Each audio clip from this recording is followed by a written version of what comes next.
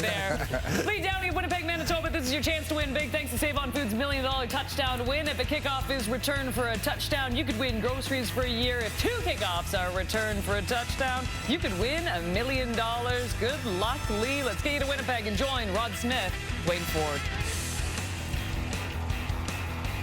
Thank you, Kate, and welcome to Winnipeg at IG Field, home of the top team in the Canadian Football League since 2019, and the top team this year as well, although the Bombers are coming off a loss in Hamilton 2 weeks ago. They have a chance to clinch at least a home playoff date and sweep the series against the Saskatchewan Roughriders, who haven't won, Dwayne Ford, in over a month. That was in BC, and they really need to get a better hold of the final playoff spot in that league. And Dan Clark, a big addition for Saskatchewan. The veteran center is back after getting hurt in week 2. Yeah, absolutely. As we have the trade deadline approaching, you look at significant additions for every team around the league as possibilities. Well, this is a great get from within for the Saskatchewan Roughriders to get Dan Clark returning from the injured list veteran center who will help coordinate things on that offensive line.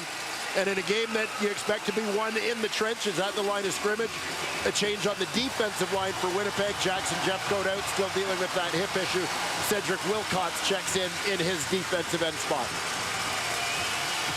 It's the third meeting in 4 games between these two rivals. See Keenan LaFrance back for the opening kickoff. Winnipeg won the toss. They deferred to choose in the second half to get Friday Night Football in Winnipeg underway. And a low kick by Mark Leggio. Taken down by LaFrance, who crosses the 25 and then runs into a wall in the form of Les Maruo, taken down. Saskatchewan football. Cody Fajardo coming on now. Last game, 20 for 27, didn't throw a pick, but they still lost that game in the final minute. And obviously, quarterback position is a lightning rod for not even always criticism, but certainly attention when a team is struggling. And so a lot of expectations on Cody Fajardo to sort of lead this team back into the win column. He views the end of this regular season as a 4-game tryout without a contract for next year. Crowd at IG picking up on offense. Saskatchewan first down, and a throw to the right comes in for a completion there to Kean Schaefer-Baker. So Schaefer-Baker with a big first down to start things off for the Riders. Yeah, great start for Saskatchewan. Like the protection scheme they went with, moving the pocket a little bit, getting Cody Fajardo out on the edge. A nice timing route here, dropped in perfectly to one of their go-to guys in second-year man Kean Schaefer-Baker. Don't be surprised if you see him as running back as well. Frankie Hickson hurt. Jamal Morrow's already been out. The running back right now is Keenan LaFrance. And expect him to get a lot of business as well as we take a look at Saskatchewan's offense, brought to you by Expedia. Yeah, we mentioned Dan Clark on that offensive line. Great veteran center, again, helping coordinate their protection schemes, looking after the communication up front. And Keenan LaFrance with injuries to Jamal Morrow, Frankie Hickson in that backfield. LaFrance comes in with just 3 carries so far in 2022, but he'll carry the load here today. Had that first carry for a gain of 6, a second and 4 across midfield. Under pressure, dumping it off to James Tuck. And a penalty flag did come out back in the Rider backfield. Might negate this first down by Tuck.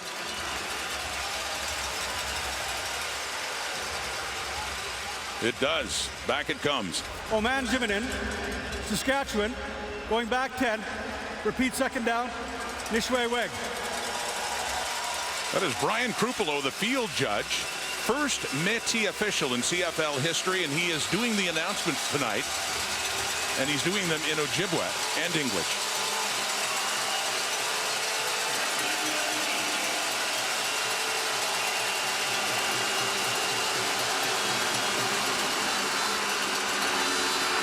Second and 14. Fajardo escapes the pressure. Willie Jefferson in pursuit and gets it down closer to midfield to LaFrance, but to no avail. It'll be a punting situation for Saskatchewan. Awful lot of pressure there on Cody Fajardo from a 3-man front, 3-man rush from the Winnipeg Blue Bombers. Again, second and long situation.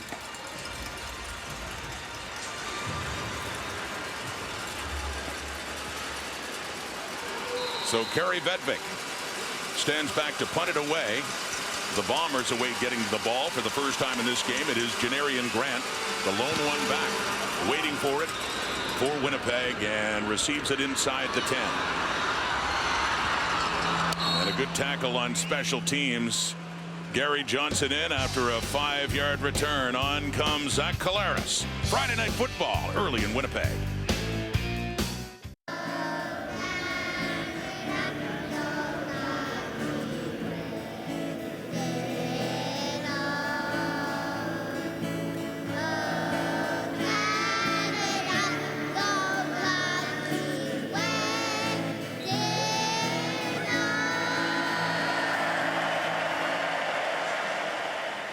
On this day of National Day for Truth and Reconciliation, national anthem sung by those students in Ojibwe before the game. Back here in Winnipeg, and the Bombers have the ball. And Brady Oliveira had it there. Zach Collaros coming off a rare loss in his time with Winnipeg. Yeah, and, you know, Zach, we all know about the culture of accountability in Winnipeg, and certainly Zach a big part of that. Feeling that he needs to be better, a game in which they struggled with turnovers in the loss in Hamilton prior to that bye week. They've had a couple weeks to stew on it. We'll see what we get out of this Bombers O tonight. 2nd down and 9. Airing it deep. Had a man, Rasheed Bailey. Derek Moncrief was with him. And it falls incomplete, out of bounds, and 2 and out for the Blue Bombers. And obviously a lot of conversation about Derek Moncrief and his ability in that nickel linebacker spot to do so many different things. And here you have him from that spot, running step for step, making a play on one of the top receivers in the Canadian Football League in Rasheed Bailey. So there are 2 back to receive this punt by Mark Leggio. Mario Alford and number 4, Kyron Moore. Brought a little heat. Leggio gets it away. Heads down to Alford. At his 50, across midfield, the ever-dangerous Alford. And around the edge, and he finds it. And up the sideline he goes for a great return to set up Fajardo and that Rough Rider offense. Well, this is the kind of boost that the Saskatchewan Roughriders offense is going to need from special teams, giving them that short field to work with. Alford, so dangerous in the return game since coming over from Montreal. Fans will, of course, remember his return for a touchdown in the Banjo Bowl a few weeks back. And that was a 30-yard return. 1st and 10 from the Bomber 33 Riders. And straight up the middle. It's Keenan LaFrance, the starting running back for Saskatchewan. How about that Winnipeg defense? Yeah, and we mentioned off the top, without Jackson Jeffcoat, once again his 2nd stint on the injured list. Cedric Wilcox gets the start there.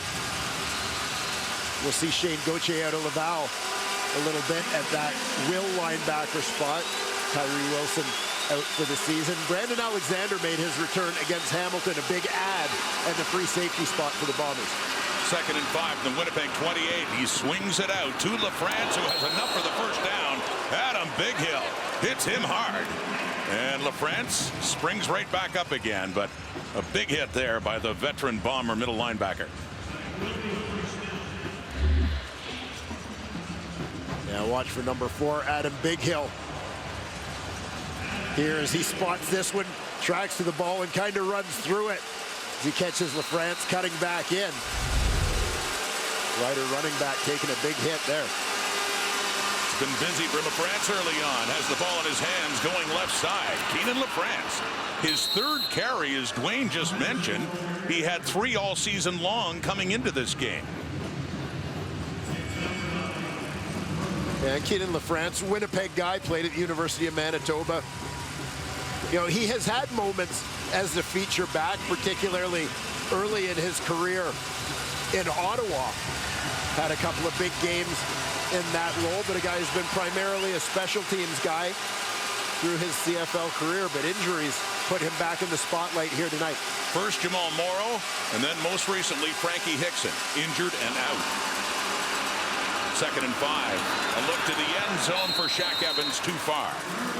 So a field goal situation is coming up now for Saskatchewan.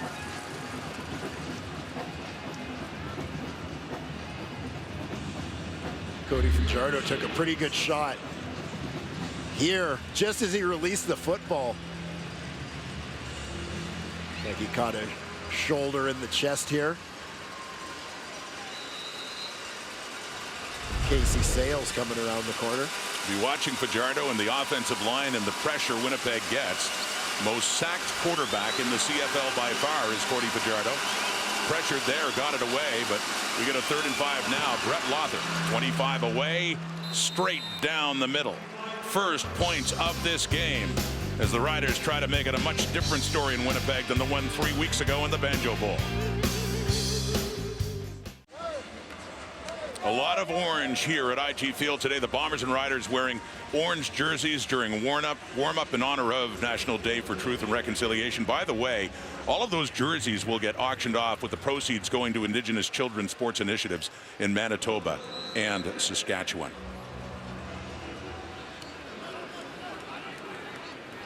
And back on the field now in a 1st down. Winnipeg now down 3, completed to Brendan O'Leary Orange, making another start in place of the injured Drew Wolotarski. Had his best game last week in Hamilton when he had 6 catches for 72 yards.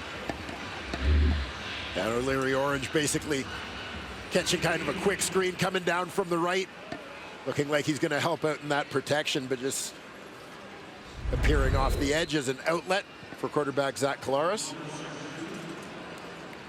And 3 weeks ago in the Banjo Bowl, O'Leary Orange got his first CFL touchdown against the Roughriders in that big Winnipeg victory. 2nd and 2 after his 8-yard gain from their 48. Handing off Brady Oliveira. He's fighting hard to get those 2 yards and move the sticks. It'll be close, but it looks like he has it. We take a look at that Winnipeg offense, Dwayne. And this group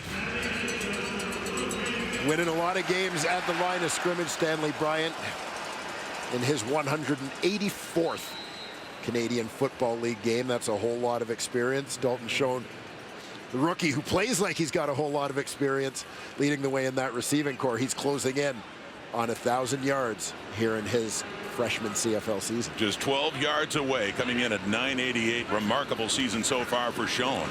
Handing off again, and 1st down, and a big gain here. Oliveira carrying Mike Edam for a few more yards as he gets it into Saskatchewan territory down to the 35.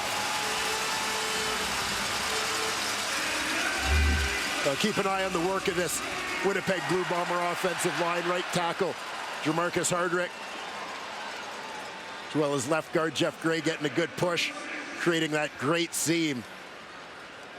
Absolutely nothing in front of Oliveira as he hits the line of scrimmage here. You know, I look at this Bomber offensive line, 3 guys in that group with over 100, 110 games of experience in the Canadian Football League. It matters. Collaros on the fake, deep into the end zone. Wow. Touchdown, Winnipeg. Rasheed Bailey.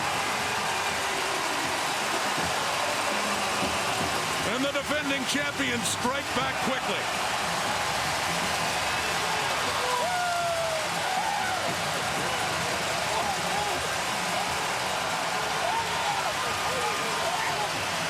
Six-yard touchdown pass, Collaros to Bailey. For Bailey, his 6th of the season. Yeah, a couple explosion plays back-to-back here for the Bombers. Misdirection in the backfield with Debsky going right to left. Collaros puts it up, and watch this fantastic adjustment to the ball by Rasheed Bailey, falling back, maintaining his concentration as he puts his body in position to bring that one in. Just magnificent. Having his best season so far in his 3rd at a Delaware Valley. By the way, that catch also put him over the 500 mark on the season in receiving yards. Doing it in style, falling back, hauling in the ball from Collaros, and a 7-3 Winnipeg lead.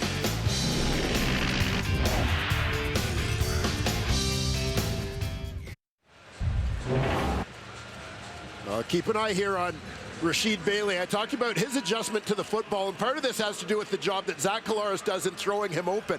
As Derek Moncrief gets there in coverage, and he's kind of taking an angle towards the corner where Bailey starts off running. Collaros throws him open by pushing that ball deeper towards the back of the end zone. Moncrief sort of unable to make that adjustment. Bailey does a terrific job finding it and going and getting it. Huge touchdown for the Bombers. To cap off a 4-play, 70-yard drive in just over 2 minutes. So Mark Leggio to kick off. Mario Alford down at the 20. Had the big punt return before. Goes to his left again, but that time a couple of Bombers taking him down. So Dan Clark, the veteran center, back leading that offense, back on the field with more in Clark's story. Let's go down to Britt Dort. Yeah, if you're looking for an inspirational comeback story tonight, this is it. We flash back to week 2 where Clark sustained that broken leg, shifted ankle bone, needed surgery to fix both. He told us he now has 7 screws and 2 plates in that right leg. He even joked about being nervous to go through airport security in the future here. But having Clark back in the lineup is crucial, not just for the Riders O-line, the team as a whole. Cody Fajardo said the morale goes higher when he's out there and in the locker room. He has tons of experience when it comes to defenses in the league, and we know that because he's the only remaining player from that 2013 Rider Grey Cup team that's still on this roster. So when he sustained the injury, he said, my first thought was, I'm too old. I will not come back from this. But then he said all it took was a 45-minute pity party, and remembering that he was ejected from a vehicle in 2019 in a rollover. So a broken leg, it ain't nothing. So a story of true perseverance we are seeing on display tonight, guys.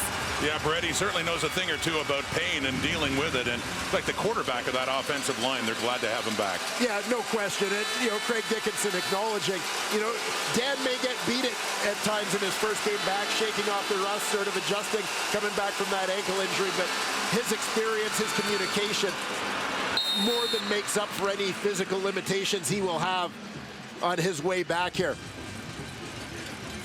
Well, this is what happened. The X-ray evidence, when it was a broken fibula and a displaced ankle that he had to deal with, this came in Edmonton back in week 2. Yeah, unbelievable.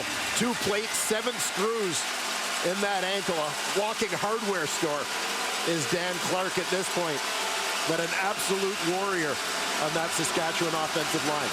It's a 2nd and 11 now for Saskatchewan on this drive. As Fajardo can't find a receiver, he's running around now.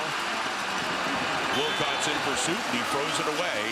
And that's it for this drive for Saskatchewan, as Vedvik will come back on to punt it away. Yeah, I thought we might see Cody Fajardo tuck it and run that time, but found a little bit more time in the pocket, hoping something would come open. It didn't, and he's forced to go with the throwaway there. The drive had started with a gain by Kyron Moore, that reception, but there was a holding call to push them back in a hole. Having to kick it away now on 3rd and 11 from their 33. They had the lead briefly, but Winnipeg took the ball, marched down for a touchdown, hence the 7-3 Bomber lead. Janarian Grant lets it roll by him and might regret that decision as it chases Winnipeg back inside their 20 to about the 17-yard line. Friday Night Football, IG Field. Back in a moment.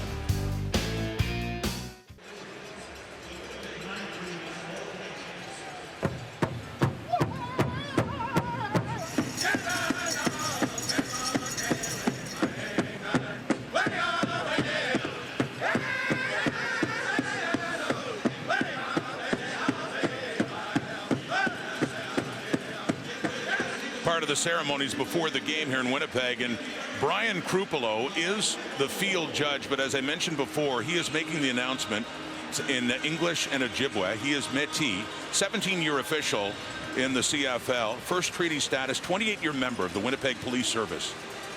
Brian Krupolo, veteran CFL official, and in 2 languages tonight in this Friday night game on this National Day for Truth and Reconciliation here in Winnipeg.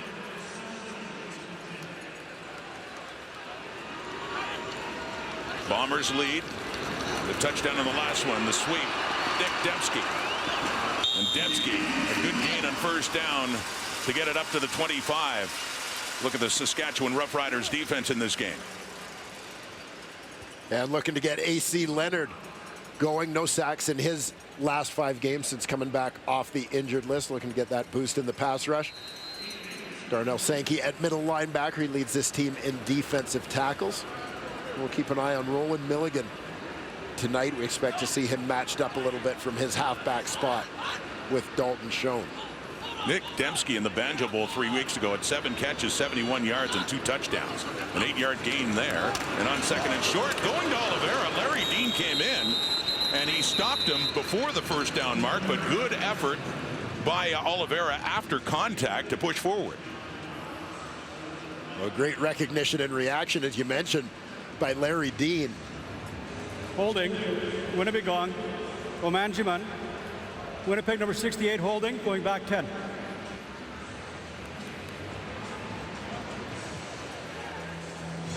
So the holding call, pushing the Bombers back, negating that effort by Oliveira.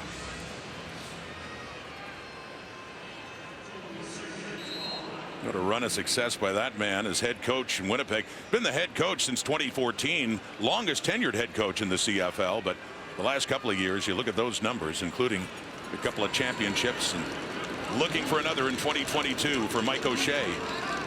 And the Winnipeg Blue Bombers, 2nd and 12 now after the penalty. Collaros to throw, and he completes that one to the rookie Dalton Schoen. What a game he had 2 weeks ago in Hamilton in a losing cause when he had 10 catches, and that was for 158 yards. Yeah, you'll see Schoen kind of working across the middle here, but watch how he fights through the defensive back to get to that ball. Amari Henderson right on him. But Schoen with that catch going over 1,000. Made him work for that one.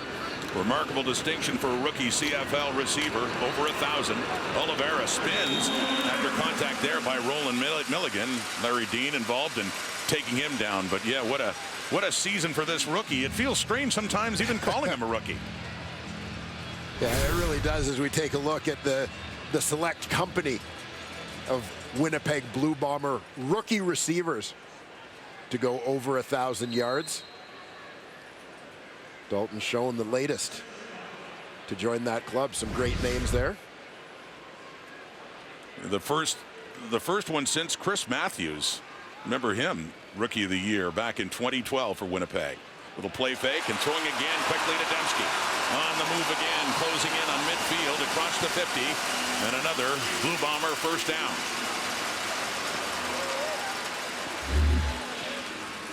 Nick Dembski lines up as an inside receiver in this quad set. Into the field. You saw as soon as Moncrief turned to go with that sort of third route on the outside, you could see where Collaros found Dembski's.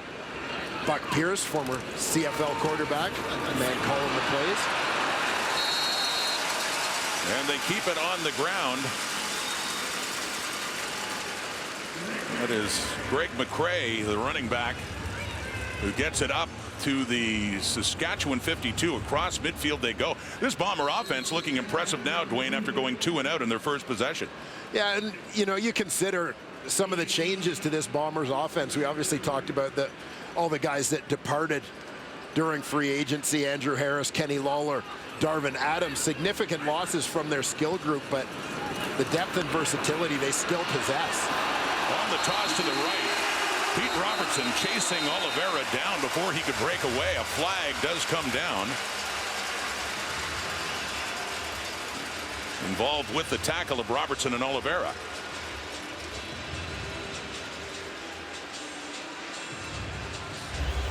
Omazi, Saskatchewan. Horse collar tackle, Saskatchewan, first down. Itami. Robertson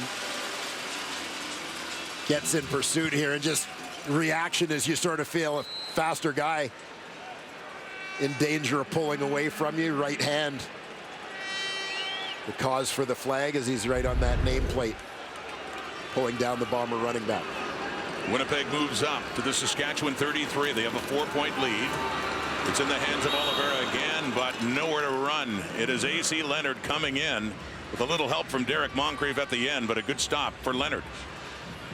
Yeah, and you're reminded of the athleticism that A.C. Leonard brings to the defensive line. I mean, this is a guy, obviously, a lot of experience on the D line at this point in his career, but has also played as a receiver in this league. Very highly recruited out of high school as a tight end. Played that position in college, but broke into the CFL, remember, as a tight end slot back with the BC Lions. Took him down right at the line of scrimmage, so 2nd and 10, Winnipeg. Scoring range again. Pressure in Collaros, who gets it away and completes it. Another first down. Blue Bombers' 2nd catch of the night for Dalton Schoen.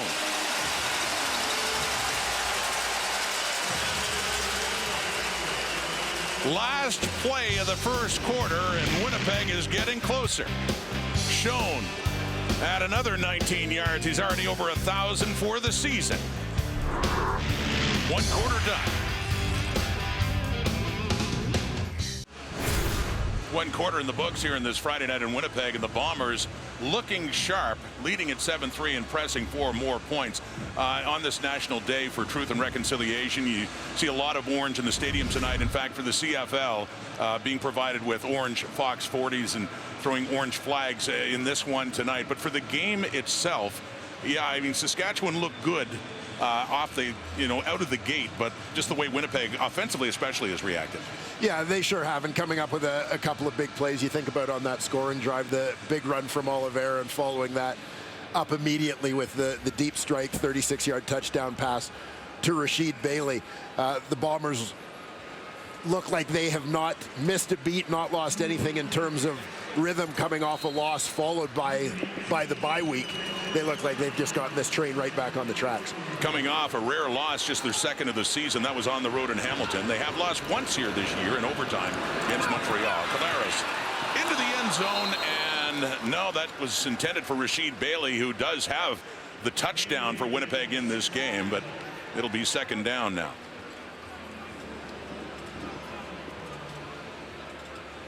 And you saw the coverage there. Roland Milligan in on the back end.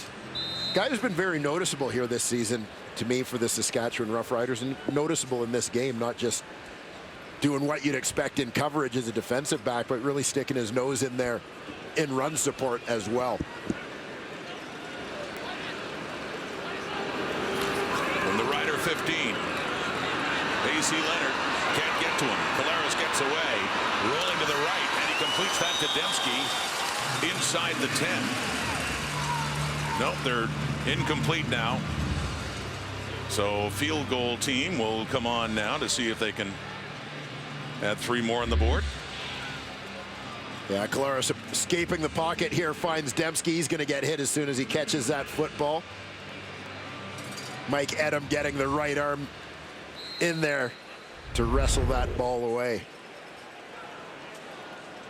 So Mark Leggio, 27 of 31 on the season. He had that 55-yarder in the Labor Day Classic in Saskatchewan to win it for Winnipeg, and a close one. This one is a close one too for Leggio. In terms of distance, just beyond the 20, puts it through as the Bombers and score in their 2nd straight possession and make it a 10-3 lead.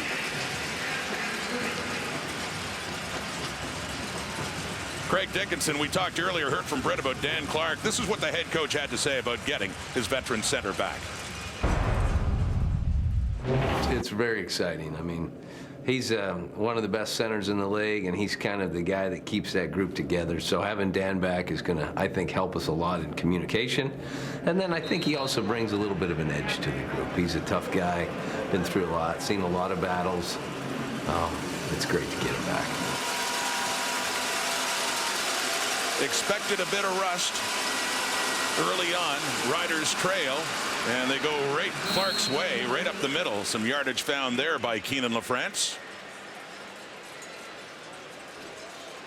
Yeah, Dan Clark getting right back into the battle in the trenches here. Center taking on a familiar face, certainly for him, and Jake Thomas, whose that's going head to head You know, I mentioned earlier talking about that Winnipeg offensive line and the experience, 3 guys over 100 games. Dan Clark is the only Saskatchewan O-lineman to crack that century mark. With 4 receivers to the right, in and out of the hands, it looked like the intended receiver was Justin McInnes, but it falls incomplete. Yeah, a couple receivers in tight quarters there. A bit of a distribution issue.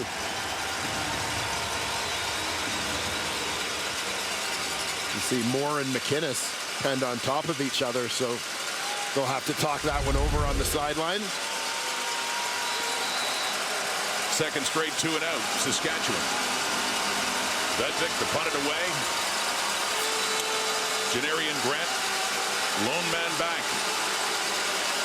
Winnipeg's offense, thanks to their D, will be coming out very quickly. That one heads off to the right for Grant to take it at his 25. Nowhere to go.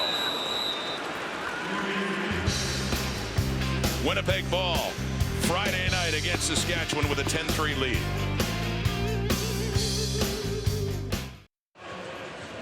Mostly orange in 2 sections of IG Field. Let's go back to Brett with 2 special guests. Yeah, that's right. I'm joined by Mike Pyle, CEO of EIC, and Grand Chief Garrison City. Now, Mike, I want to talk about the fact over 1,200 Indigenous flown in from Northern Ontario, Northern Manitoba, and Nunavut. Why do such a big task? We just think it's super important that we all understand the size of the issue in reconciliation. It's not about government apologies. It's not about 1 or 2 things. It's about each of us. And then once we do that, it's about making a difference. And if you see the look on the face of those kids in the end zone, that's all you need to do for this. Well, Grand Chief Garrison City, now what can you share about a message to CFL fans on this very important day? Well, today is the day of reconciliation, and reconciliation must happen, and we're seeing reconciliation in action right here before us. It's exciting. Well, thank you so much for what you guys do. Thank you very much. Thank you for having us. Yes, thank you indeed. In those sections, as mentioned, over 1,200 Indigenous flown in through several parts of northern Manitoba for this game tonight. That was Nick Dembski with a 13-yard carry. And another first down for Winnipeg. Up near their 40 now.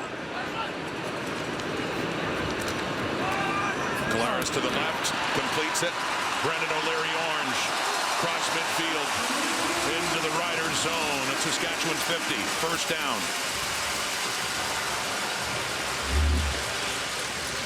Yeah, getting it out wide, O'Leary Orange. 1 receiver out on the numbers. Here, defender bails. Easy pickings for Zach Collaros. Nice effort after the catch for the 2nd-year receiver to pick up the first down. Getting to play with the injury to Drew Wolotarski, making the most of it. 2 catches now in the night for 27 yards. From the Saskatchewan 52. Quickly again to Rasheed Bailey.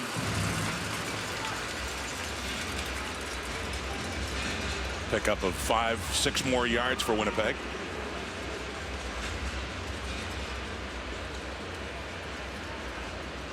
Well, Winnipeg starting to take a bit of an edge in terms of that time of possession. Jason Shivers, defensive coordinator for these Saskatchewan Roughriders, the man looking to come up with some answers here.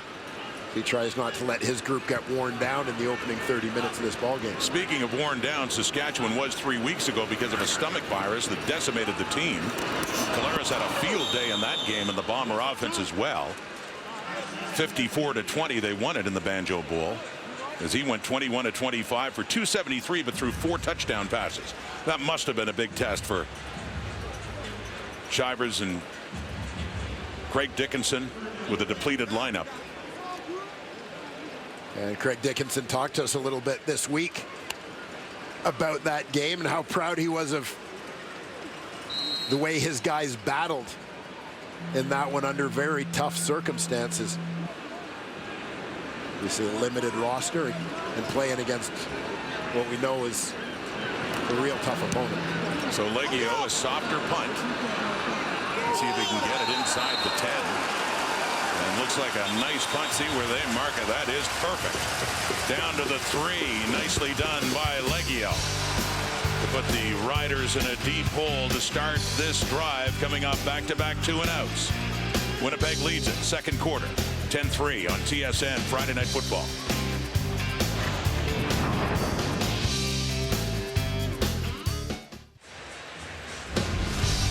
Coming up later in Friday Night Football, part 2 of a doubleheader Friday night. BC Lions at home, coming off a loss at home against Calgary to take on the Ottawa Red Blacks, who really need to improve after they struggled against the Argos, losing to them in back-to-back games, and in desperate need of another victory. The Lions currently second in the West behind Winnipeg, coming up later tonight. On first down from the 13 as the crowd gets fired up for that hit by Nichols on LaFrance. Now, there was a penalty against Brandon Alexander that moved the ball from the 3 to the 13 where Saskatchewan got to start. Yeah, Brandon Alexander, you know, he's spent some time. Watch right on the right edge of your screen with the official. Alexander accidentally running into the official there, anxious to get back on the field. He's been sidelined too much this year. Just a little excited to get back in the action. Second and 8, and it's caught going up high to bring that down is Braden Lenius.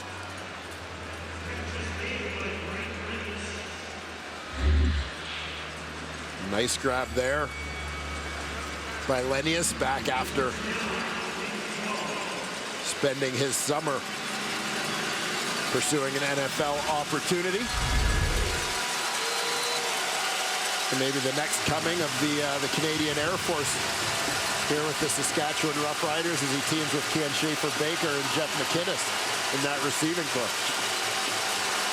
Gain of 12, first down from the 27. Deeper look down the right for Shaq Evans. No, Winston Rose right with him as that ball falls through, second down.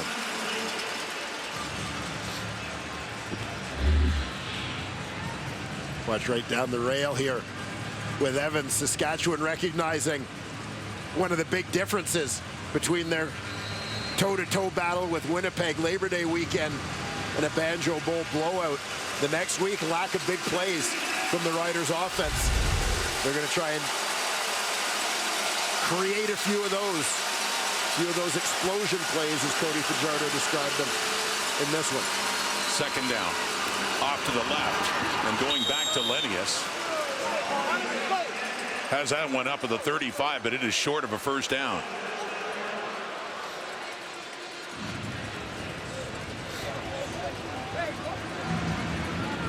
Lenius and Justin McInnes, both early draft picks for Saskatchewan in 2019. McInnes 6th overall, Lenius 15th overall. They get the absolute steal and Schaefer-Baker at number 30 overall in the 2020 draft.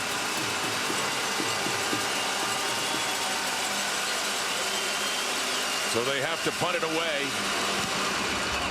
Vedvik does. Janarian Grant coming in, it rolls by. Got a Saskatchewan all the way back inside the 10. So the punt and especially the roll straight down the fairway, and it gets away from Grant. So talk about flipping the field. Saskatchewan certainly did that on special teams.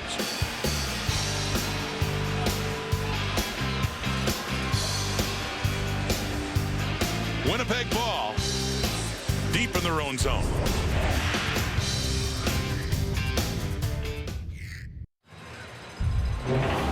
So a quirky moment in the Canadian Football League. Watch number 49 here, JT Hassel. The ball goes off his helmet. That's what causes the weird bounce deep into Bomber territory. But note where Jordan Boley of Saskatchewan is when that ball hits him. Looks like he's within 5 yards when the Bomber player touches it. Bombers are arguing and challenging that this should be no yards against Saskatchewan. Yeah, Mike O'Shea threw out the challenge flag, and so they're just reviewing it now. But what a difference in field position this would make if you go 15 up for Winnipeg in the spot where it hit Hassel in the helmet. Thought that was a strange bounce.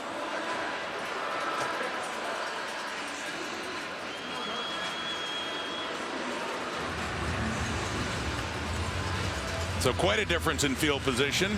as command center's reviewed it and ready to make the announcement.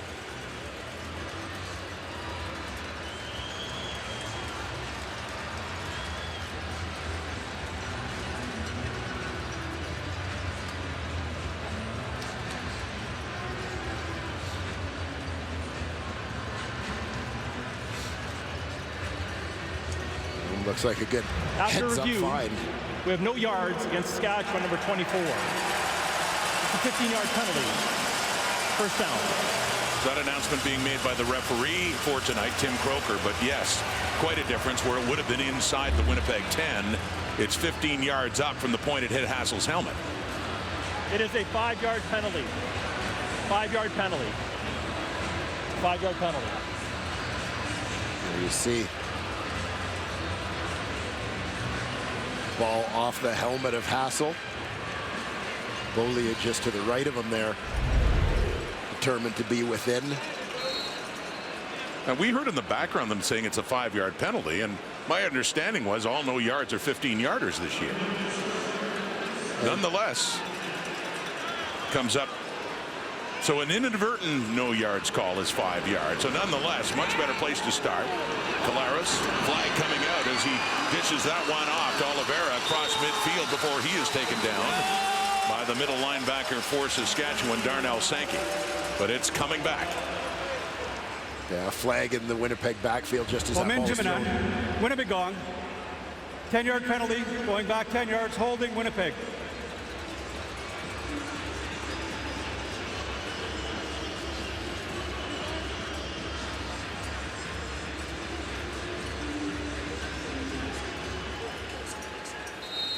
So 10 further back to the 37 of the Bombers now.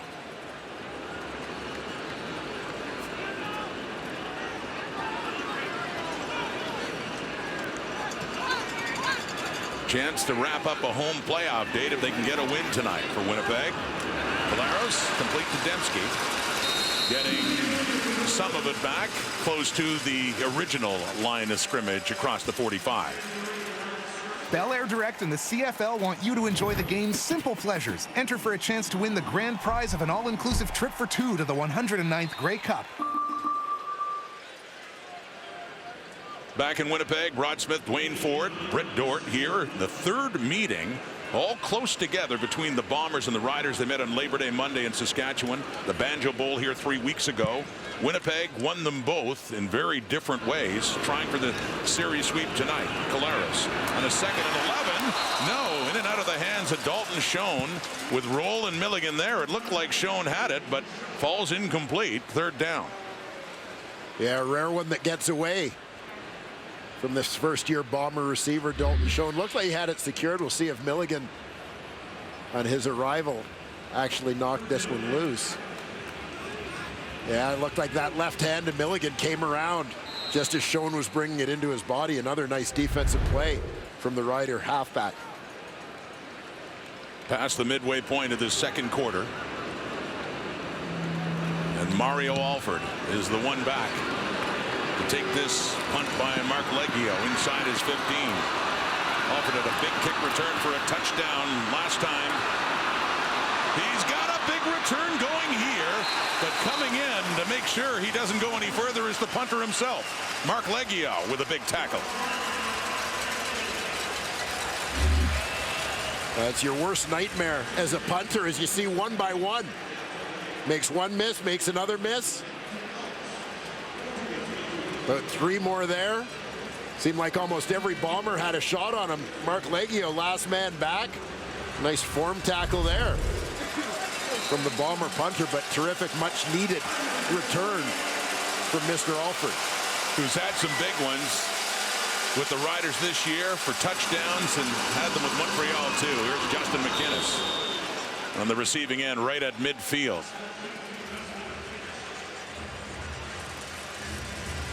Cody Fajardo got a good record against most teams. Not lately, though, against the Winnipeg Blue Bombers. Yeah, and you know, this kind of coincides with the resurgence of the Bombers, quite frankly, and Zach Collaros really taking off. Bombers becoming back-to-back Grey Cup champions, but Cody Fajardo with the rival Roughriders feeling it. 2nd and 3, and Keenan LaFrance has the first down. The ball comes out, and they're still fighting for it. LaFrance had it, and as he was going down, lost control of the ball. We'll just sort this out. This is right at the Winnipeg 50. Play's over. Play's over, man. Play's over. No.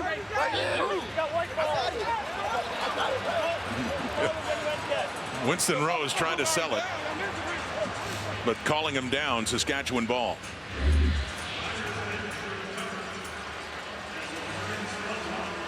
Okay, he's got control of it on his way down.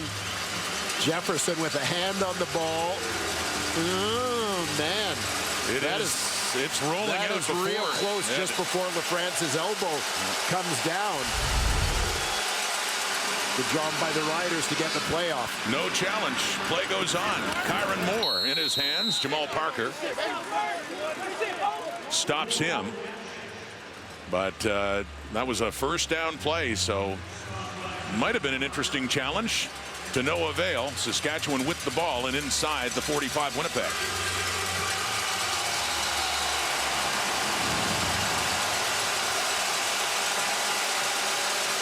The Riders with 2nd and manageable here.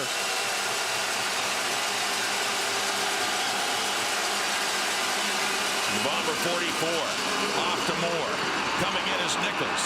He gets by him and Evan Holm, and he gets close to a first down right around the Winnipeg 40. Good work after the catch too by Kyron Moore.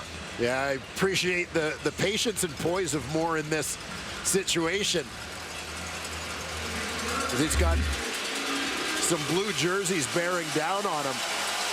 You know, and sometimes there can be that panic to run for the sidelines, but he recognizes that his lane to that first down marker is actually to the inside, as his blocks are trying to wash those guys out. 3rd and inches. Fajardo keeps. Doesn't get much. Didn't need much. Just had to get to the 40.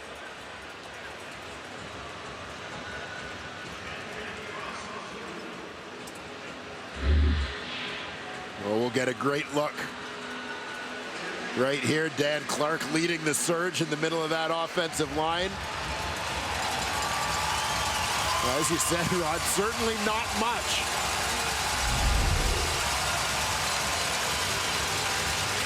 They're bringing the sticks out, and you see Stanley Bryant for one and Chris Kolinkowski, members of the offensive unit, coming on the field thinking it's a turnover on downs. It looked like he had to just get to the 40 where he is. Maybe just inside. This would be extremely close. No! No!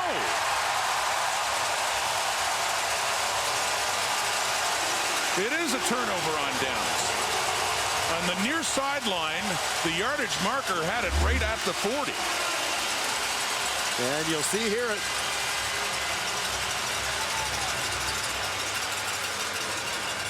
his Bomber player had a great push sort of underneath the pile, got underneath the blockers, and that stopped the legs of Cody Fajardo from being able to move forward.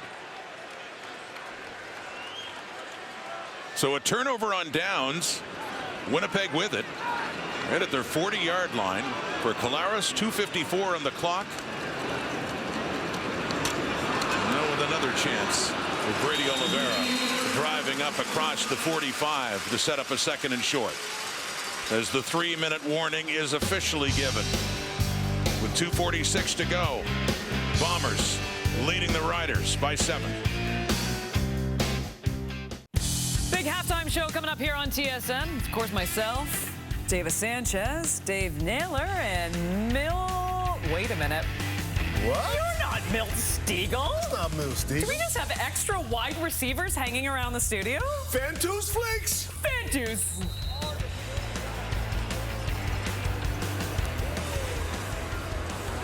Never a dull moment in the studio. Kate in the panel. Milt Stegall, a question mark. Dakota Prukop in. The toss to Greg McCrae. picks up a few yards. 2:25 on the clock now till halftime.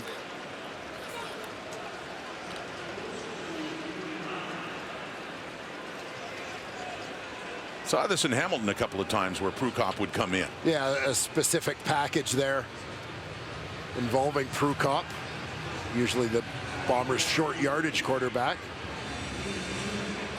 Athletic guy, pretty good runner.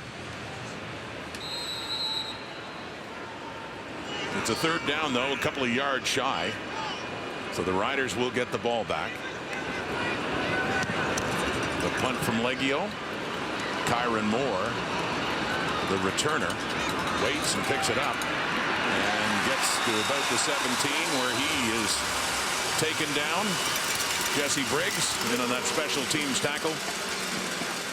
2:07 on the clock. And they need a drive. One score game, but down 7.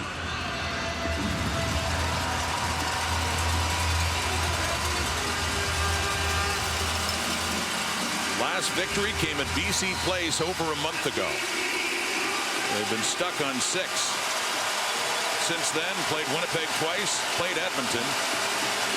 Very upset after that loss to the Elks in the final minute 2 weeks ago. And Fajardo looking for Kyron Moore as Brandon Alexander helps with the spot of the ball. And no, hits the ground as he's pointing out, so back for 2nd and 10.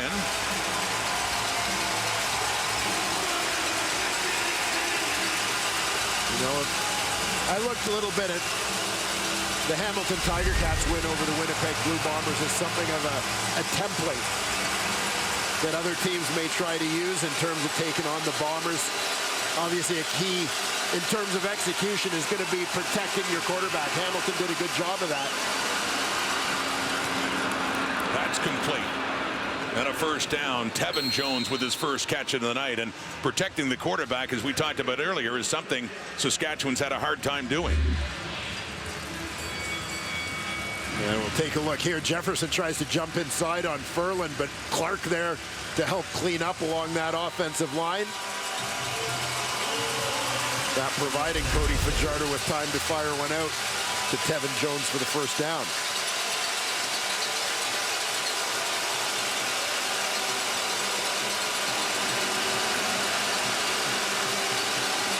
Heading down to a minute and a half on the clock. Off to Moore again. Kyron Moore. Winston Rose there after Nichols. Take him out of bounds.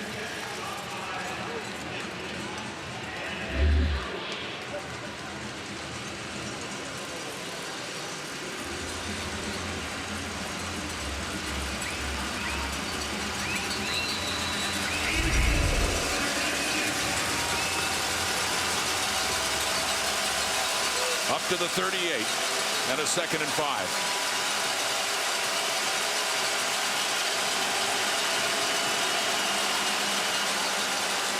Four-man rush. Deep look right. And it's intercepted. Jones, in some confusion, stopped running. And now it's in the hands of Jamal Parker, who is still going and finally taken down by Lennius. What happened there? Like Jones lost sight of the ball. Yeah, he either lost sight of it or completely misjudged it and thought it was going to sail out of bounds. Jones, this solo receiver out there in the middle of your screen. You see he's got his head around. He looks like he's looking at the ball. And again, either he never saw the ball or he thought that this ball is going far enough that it's going out of bounds. Because you see, Parker's looking up. If you look at Jones' eyes, he's looking back, but he's not looking up. So I don't think he ever saw that football. Didn't look like he did. Completely stopped in the play, and Jamal Parker, his first year, and has his first interception. And it gives Winnipeg a chance to add to their lead before halftime. Just under a minute, they're at the Saskatchewan 37 on that return. Faking it to Dembski, rolling to his right. And right in coverage. That was dangerous for Collaros. Schoen was there, but so too were 3 Rider defenders. And It'd be interesting to be a fly on the wall in this Blue Bomber huddle, because Dalton Schoen was patting his chest right away, sort of saying, my bad. Whereas from our perspective, it looks like a throw that Collaros shouldn't have made. So I'd be interested to know what it was that Schoen felt he did wrong on the play, if he's supposed to be in a different hole there, or a little bit deeper, or what the situation was. That was close to being intercepted right back by Saskatchewan. 2nd and 10. 52 seconds on the clock. Collaros off to the left, falling down and getting it, and then getting tagged is Brennan O'Leary-Orange, shy of a first down, but inside the 30. A great chance for 3 more at least here for Winnipeg.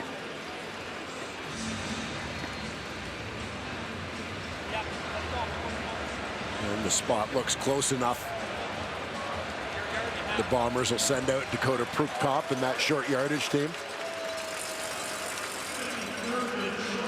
So based on the spot, actually a little closer than first thought, and they are going to go for it. The short yardage unit with quarterback Dakota Prukop is coming in. So the way they have it marked now, 3rd and less than a yard at the Saskatchewan 28. Clock ticking, under 45 seconds. Prukop easily gets that first down inside the 25. Back comes Collaros, and they'll be looking end zone.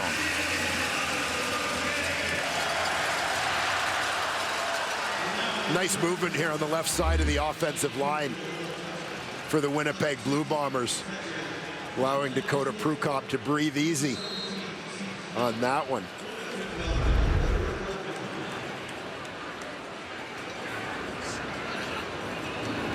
.30 seconds to go till halftime, and it's off his intended receiver, Schoen, and it falls incomplete with 25 seconds left.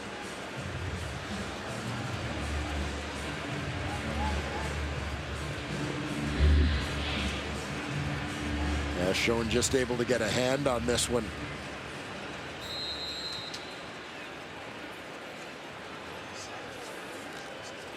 Actually, the defender, the only one that touched that a little bit behind the intended receiver. Jeremy Clark in his 2nd year. So is it end zone or bust here, Mr. Ford? 25 seconds on the clock. Pressure's coming. Takes a look to the end zone for Dembski. Touchdown, Winnipeg.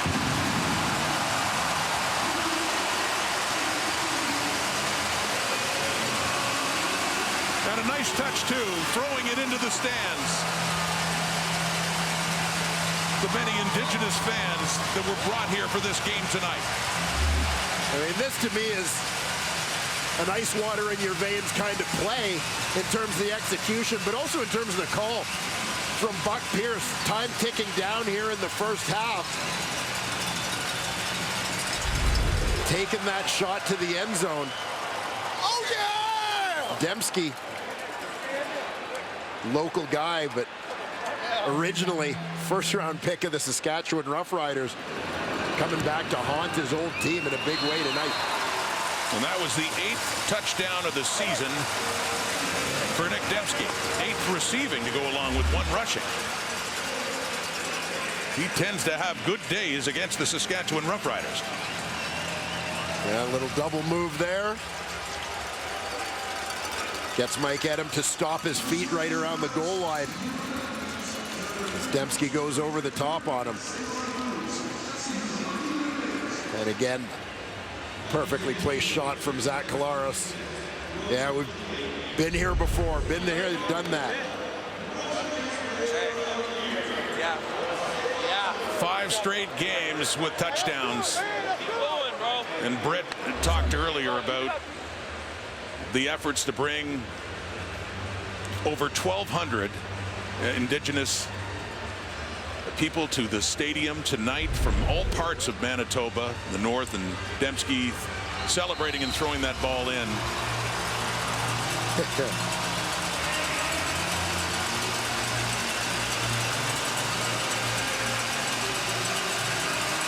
Great scene here tonight at IG Field.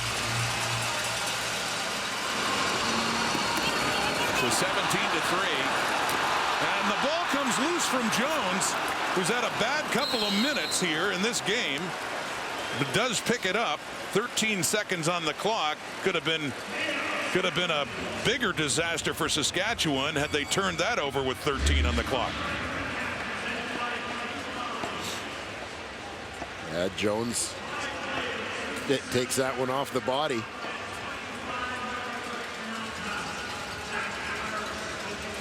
Is it Charlie Chaplin, like in the old movie, kicking his hat around? You can't pick it up. I think Tevin Jones just had that moment. Gets a little talking to from his head coach and special teams coordinator, Craig Dickinson. And I'll tell you what, every player, particularly skill position guys handling the football, at some point in your career, you stick around long enough, you'll have those moments and those stretches. It's all about how you recover from them. We'll be watching for that from Tevin Jones. Well, not quite the same as the Banjo Bowl, but like then, Winnipeg very much in control here at IG Field, up 14 at the half. Back to Kate in the studio.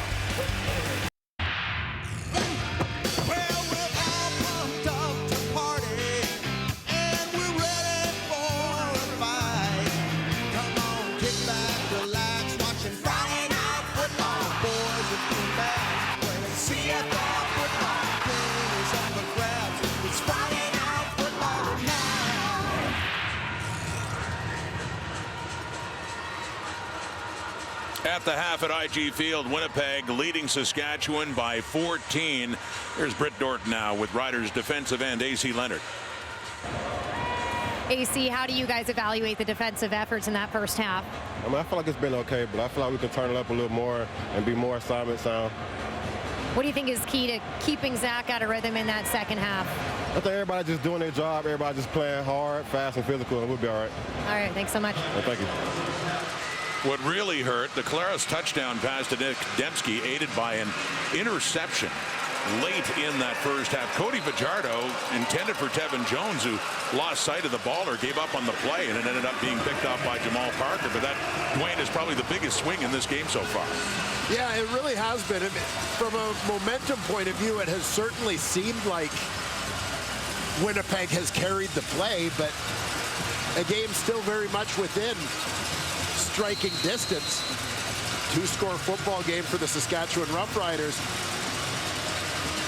They've had some nice breaks in the return game from Mario Alford.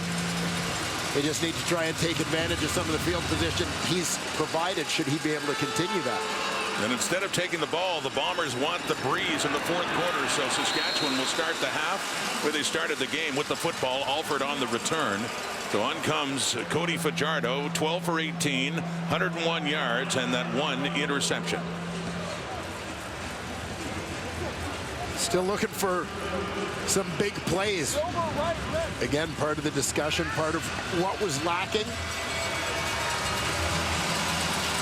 You know, and one of the things that can help kind of tame an aggressive defense a little bit. Here we go on first down.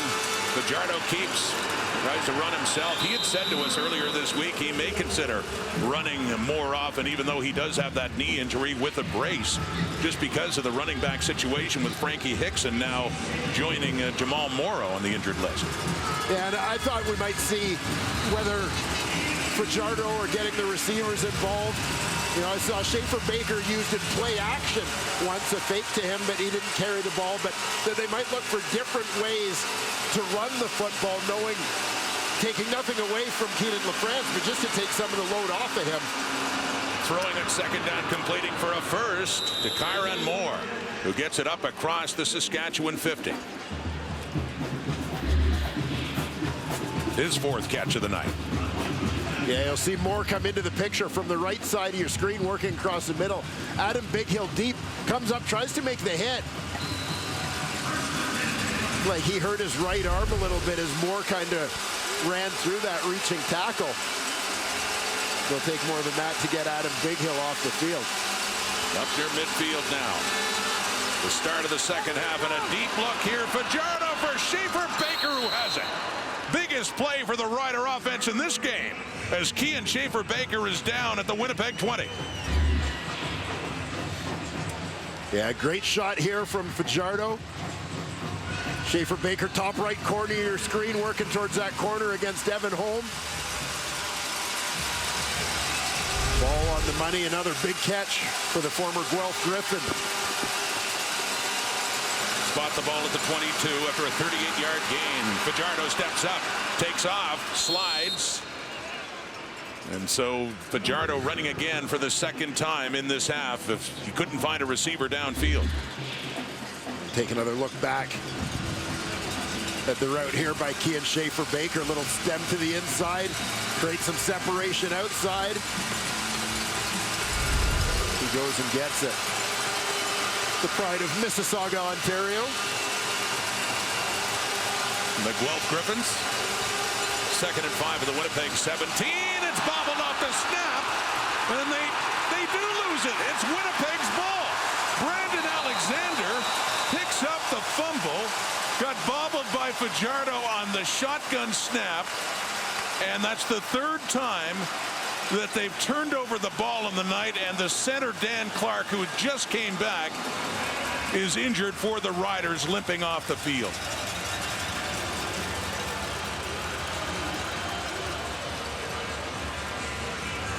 Just when it looked like things were turning around for Fajardo and the green and white, that happened. Winnipeg ball and a 2-touchdown lead here in the 3rd quarter.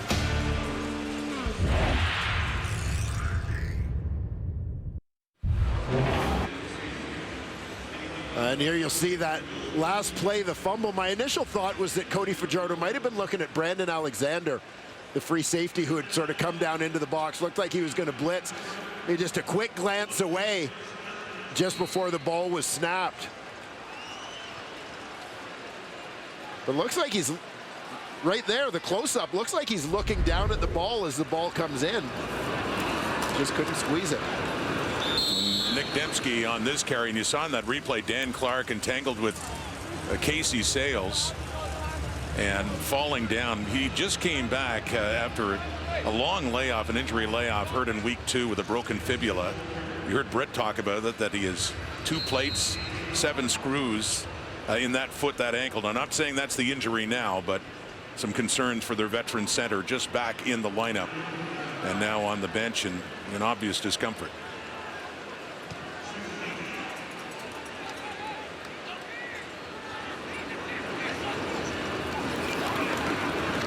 Blitz coming, Collaros gets it away, and it's knocked down nicely by Derek Moncrief in coverage there on Dembski. So Logan Bandy, who had filled in most of the way with the Clark injury since week 2, and is getting set to go back in with the injury to Dan Clark, who remains on the bench. The rookie out of the University of Calgary, who was really thrown into the fire after the Saskatchewan game, late in that game, and then in Montreal got his first CFL start and had been their starting center the rest of the way until tonight.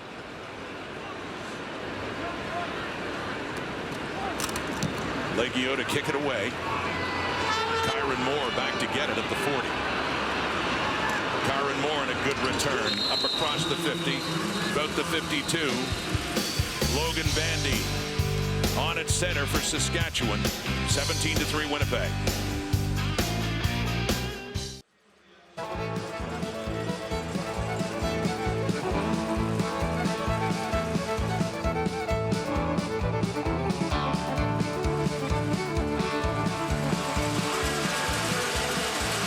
That was at halftime. Memorial dancers on this National Day for Truth and Reconciliation, and that the logo design for this special day for the Winnipeg Blue Bombers. So a first down, and coming back to the ball, Kyron Moore, who slams his hand down in disgust, not getting as many yards as he'd hoped to on that play.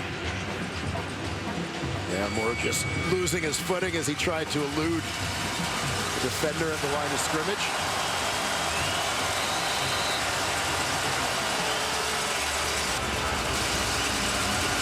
Logan Bandy in at center after an injury to veteran center Dan Clark in his first game back. It is a 2nd and 8. Saskatchewan at the 32. Down 14. Cody Fajardo. Right at the first down marker, falling down with Winston Rose helping him out. Braden Lenius looks like he has enough for the first down. Let's get an update on Dan Clark from Britt Dordt. Yeah, we saw him getting evaluated on the bench here. That right foot, it looks like, was the issue. But we see the trainers retaping it right now, rebandaging it up. And it looks like he may be putting that shoe back on, and we could see him return. Thank you, Britt. Dan Clark telling you earlier, there's 7 screws and 2 plates in that broken fibula he suffered back in mid-June, along with displaced right ankle. And that's the foot getting the attention right now for the veteran. Clark on the Rider bench now in a 1st and 10 after that catch by Lenius. Back across. Oh, coming down, hit hard by Alexander. And a flag comes out back in the Rider backfield. That was Justin McInnes with the catch.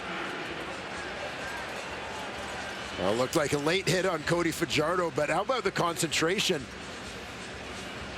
from Justin McInnes, who gets absolutely blasted as the ball arrives, but hangs on in traffic. Those are the kinds of plays the Riders need from their receivers.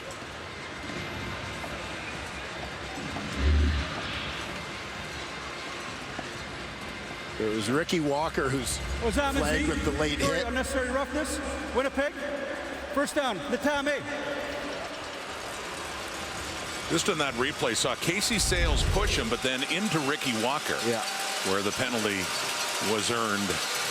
So despite that turnover earlier in the fumble by Fajardo, Saskatchewan's on the move. Still early in this second half, inside the Winnipeg 40, thanks to the big play by McInnes and the penalty. And off to the left, complete to James Tuck. Rarely used on a play like that. Tuck, the Rider fullback, getting it down to the 15.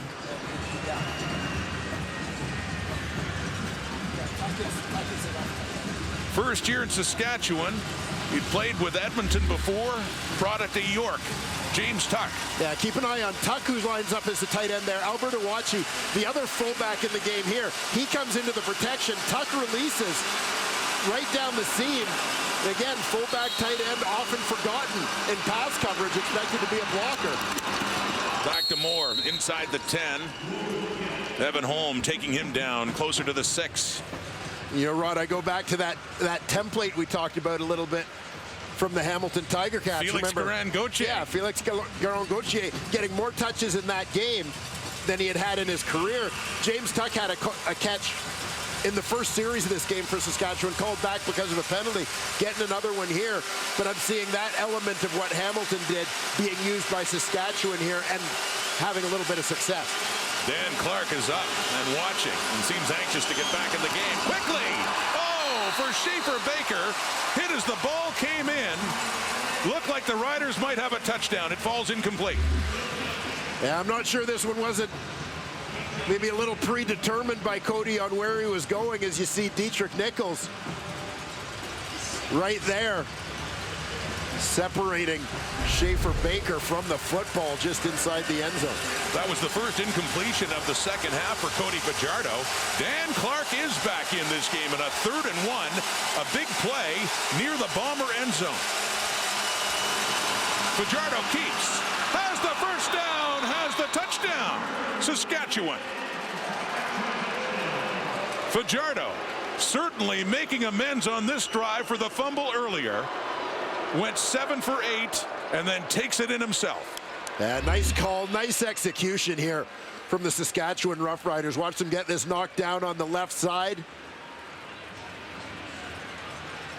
Cody Fajardo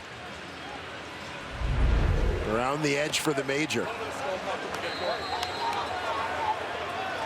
I say 7 for 8. Those are his numbers passing in the second half. On that drive, they march down. A big play.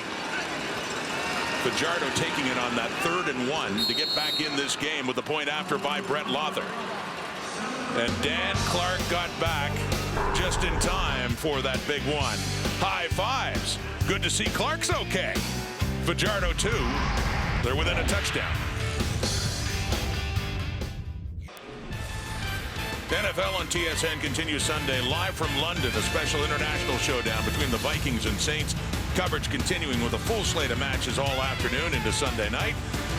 Catch Justin Jefferson, Marshawn Lattimore as they square off overseas Sunday, 9:30 Eastern, 6:30 Pacific on TSN and CTV. Don't miss football's biggest plays with NFL Red Zone 2 available on TSN.ca and the TSN app.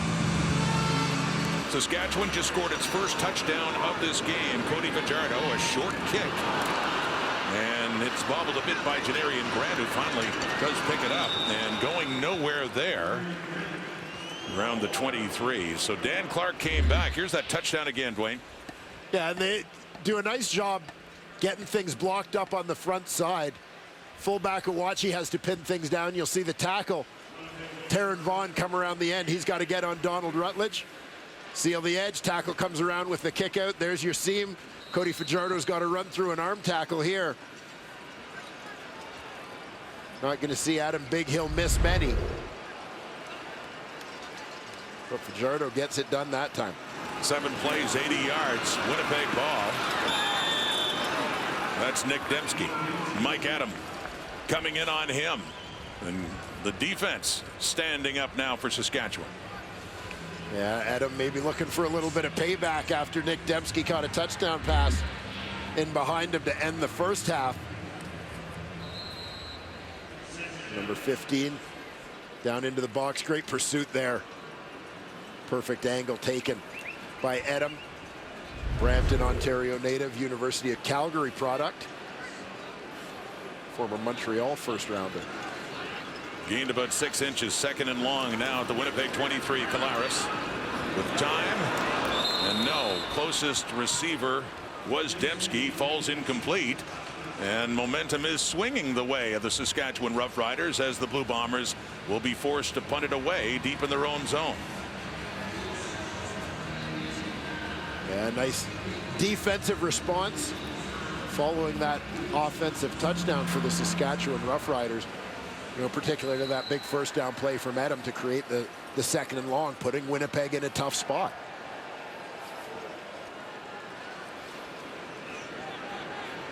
Legio back at his 10.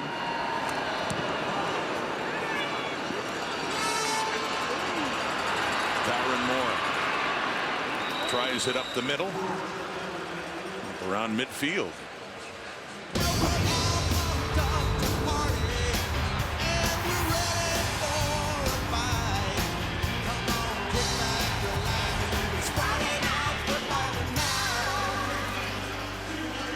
Dwayne Ford's favorite game show, Friday Night Football. 25 years of us on Friday night, so we do a trivia question.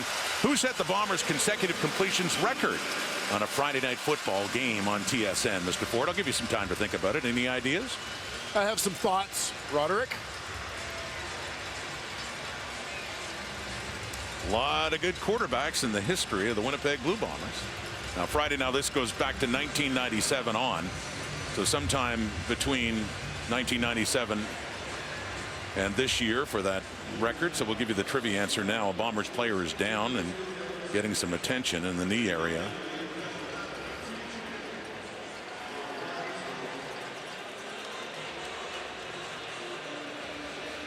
It is Malcolm Thompson, special teamer, backup defensive back. So we decided not to give you much time to think about it here. The answer. Yeah, I remember this game. Just a few years ago. Saw Lucky Whitehead, by the way, back in his Winnipeg days. But that is Matt Nichols. 19s are wild here. 19 completions on Friday, July the 19th, 2019. Matt Nichols rolling then, and unfortunately for him, got hurt. Knocked out for the season. They had Chris Streveler for a while, and it forced them to make a deal with Toronto because they needed help at quarterback and got a guy by the name of Zach Collaros. And the rest is history in 2019. But Matt Nichols sure making his contribution there and that record on a Friday night. Earlier on, Malcolm Thompson, the injured player, and heading off. And what a remarkable run Collaros has had ever since he put on the blue and gold to Winnipeg. Certainly hope that's not too serious for Malcolm Thompson. This is a young man who battled back from a couple of ACL injuries. In the first half, the Riders had 5 first downs, 2 drives in the second half. They've had 6. much different offensively so far for Saskatchewan. Down 7 now. It's past the midway point of the third quarter. And Fajardo to throw, and does, and completes it to Tuck. Another catch for James Tuck, getting it down near the Winnipeg 50. James Tuck, primarily a rush end linebacker during his time at York University. Coming in from the right side of your screen. One of those guys who kind of made his way onto CFL rosters as you see him chipping off. Because of special teams ability, and he needed to find a position for him. He's become a fullback and getting his hands on the ball a little bit here tonight. 2nd and 6. Throwing to the right, completing that one as well to Moore. Looks to be enough. Close to it. Where they put it down now around the 45, so looking just shy, actually, about a yard away. Yeah, this is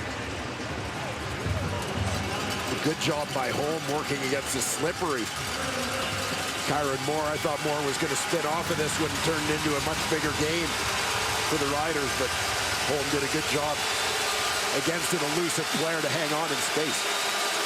Clark still in at center. Bandy comes on and the outside. Short yardage here. 3rd and 1.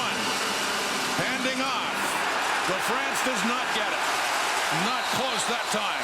Ball's out as well. But doesn't matter for Winnipeg. Second time in this game, Saskatchewan has turned it over on downs.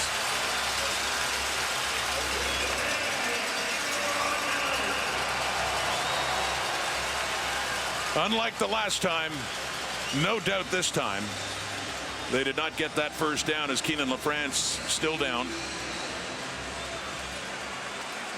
Which is a concerning sign in itself for the Saskatchewan Roughriders, the only running back on their roster tonight.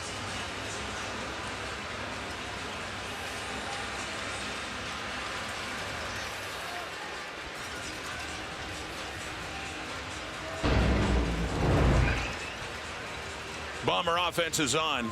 Rider defense too. And this is why. 3rd down. No first down.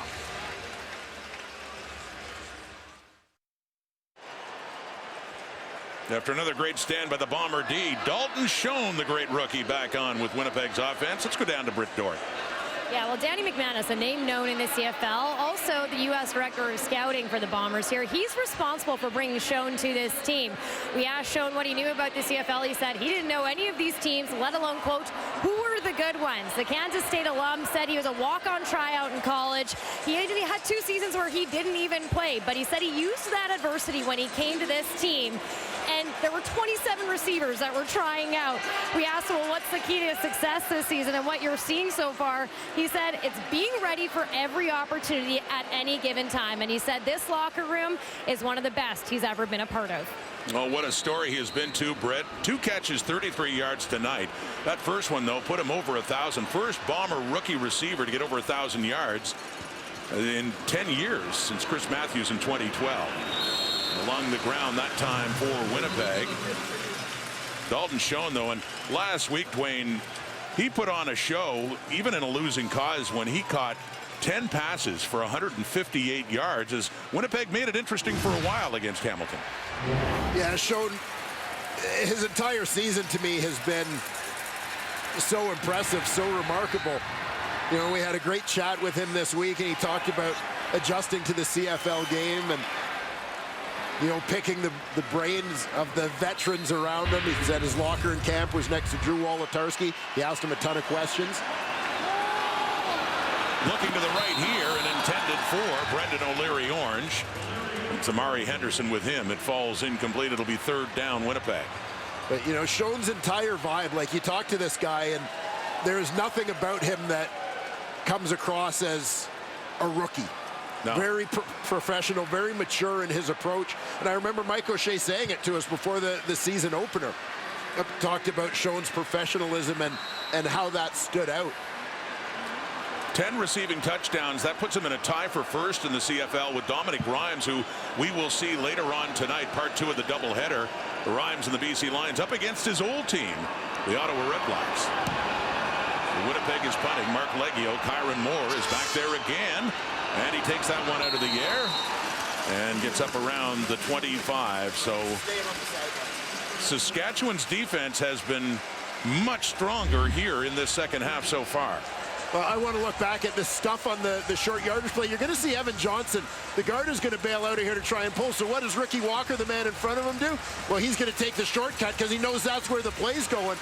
Walker, who had a big stuff on a short yardage play in the first half, beats a couple blockers, gets to the point of attack, meets Keenan LaFrance behind the line of scrimmage to come up with his second monstrous short yardage play of this game. A couple of critical stops for the Bomber defensive lineman.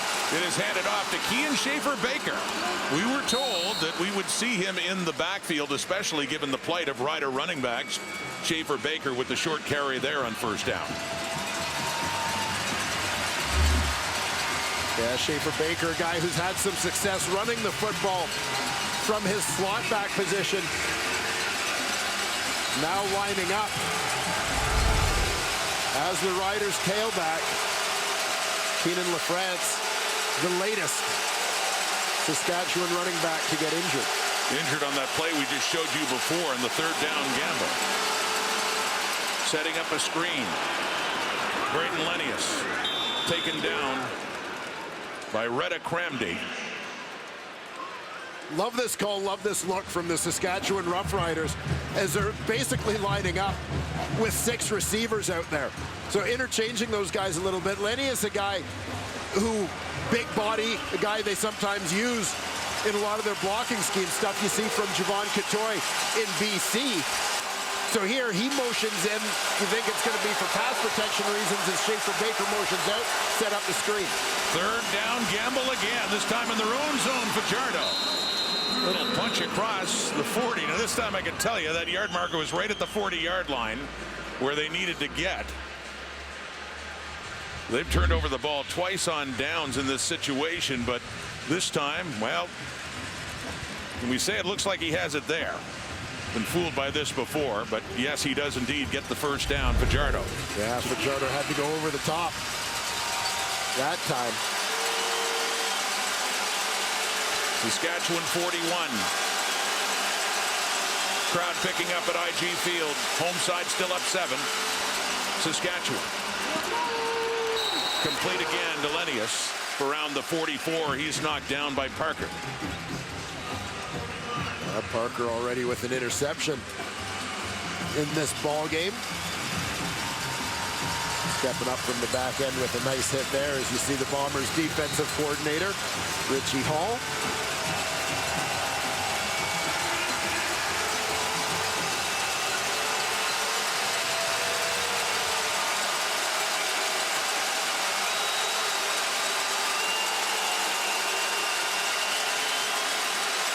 Second and 6. 3-man rush. Deep ball. Too far. Shaq Evans flag out. Yeah, Rose grabbed him.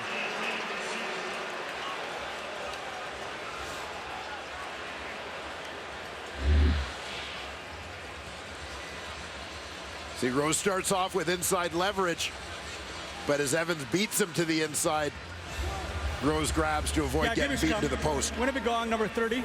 First down. Natami. Winnipeg. Pass interference number 30. First down. If you weren't with us earlier, that official is Brian Kupalo, the field judge. And on this day of truth and reconciliation, he is a Métis. He is doing the officials the penalty announcements in both English and Ojibwe. Doing an excellent job. Brian Kupalo, 17-year veteran CFL official. Last play, third quarter. Riders in the Winnipeg zone, completing that one. Kyron Moore, his busy night continues, hit hard by Big Hill again, but gets near another first down for Saskatchewan. They have been the better team in this second half so far. Riders on the move again, down 7 with 15 minutes to go. We'll be back.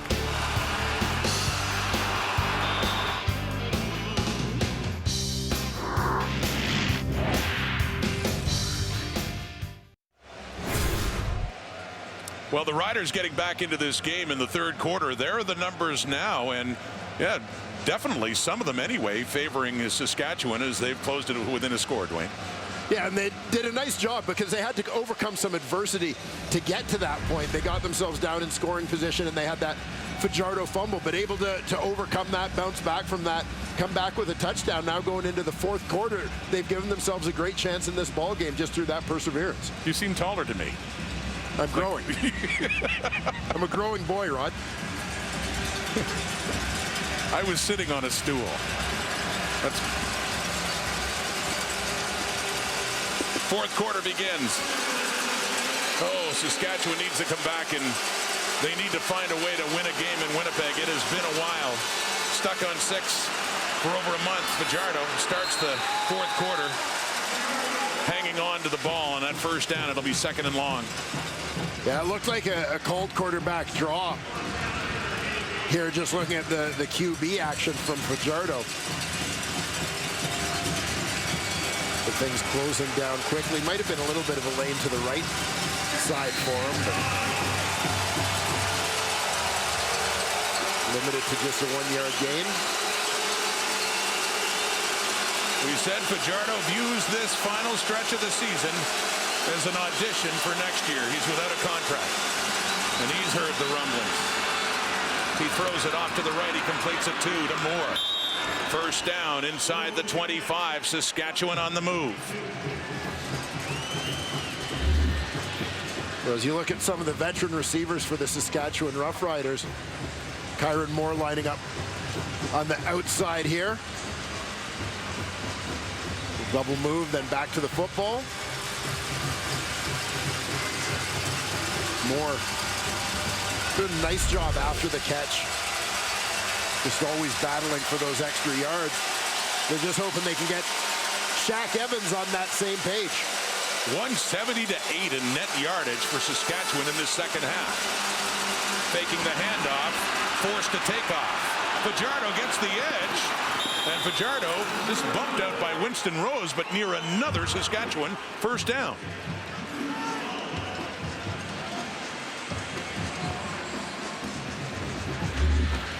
It is a first down, Riders. Keep an eye on Willie Jefferson here as Fajardo starts to scramble out to his left. Just a little tug there right at the end. That's from Bruno LaBelle, the tight end. On Willie Jefferson, who didn't like it one bit. And the Winnipeg 12, Fajardo. And that's a called quarterback run as he gets down closer to about the 6. He has a touchdown in this game on a 3rd and 1 at the other end in the third quarter. Well, notice here in the second half, as Saskatchewan's had that Winnipeg defense out on the field a little bit more. Get those guys trying to redirect after rushing upfield. That's creating some opportunities for Cody Fajardo in the run game. They were down 2 touchdowns. They have a shot now to get back tied in this game. Fajardo. Oh, Schaefer Baker, he had him. It goes low. It's incomplete. And now it's 3rd down. Lots of time left, so they're going to opt for the high percentage points here. Sending out the field goal team. Brett Lother, the field goal unit coming on. Yeah, but certainly a missed opportunity there. You could see it right away in the reactions of both Cody Fajardo and Kian Schaefer Baker. Looked like words of encouragement from his offensive coordinator, Jason Moss. 1 for 1 in the night is Lother, the veteran. Chip shot for him. 14-yarder put down by Vedbeck. No problem at all. They don't get the touchdown to tie it, but they get closer. A 4-point game now. Friday Night Football in Winnipeg. Fourth quarter in Winnipeg. Bomber offense has done nothing this second half. 3 2-and-outs, only 8 net yards. Quite a change from the second quarter when they were rolling. Got to get it going again. Saskatchewan's got the momentum. That'll help. Dalton Schoen inside the Saskatchewan 45, just like that. And Schoen has another big catch. Yeah, Schoen right edge of your screen. He's going to make his break to the middle. See all that open space down the middle of the field? He takes it. Collaros finds him. And these two guys didn't take long to get on the same wavelength this season. A connection that has just continued to grow for the Winnipeg Blue Bombers. Right down to the 42, Saskatchewan. They can turn things around quickly. And how's a look to the end zone for Dembski again? Just 2 plays. And now 2 touchdowns again for Nick Dembski.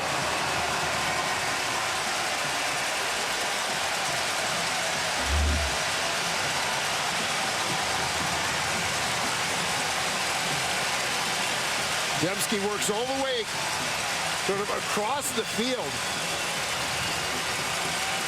and then straightens up down the middle as again Collaros kind of throwing his receiver into open space down in that orange corner for the celebration. And I'm sorry, was I saying that Winnipeg's offense had done nothing this half? Well, the Blue Bombers are such great closers, and we have seen this throughout the season, and still lots of time left in this football game. I'm certainly not putting a period on it, but their ability to do what they need to do when they need to do it has been a big part of their success this year. Another touchdown, Dembski. Another souvenir for the orange section. Bomber fans with more to celebrate now as they reopen their lead.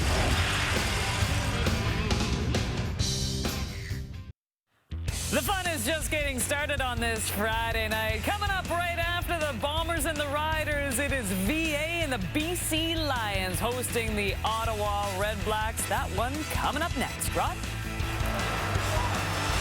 And Kate here, the Bomber offense had 3 straight 2-and-outs, and then 2 plays when they got the ball again.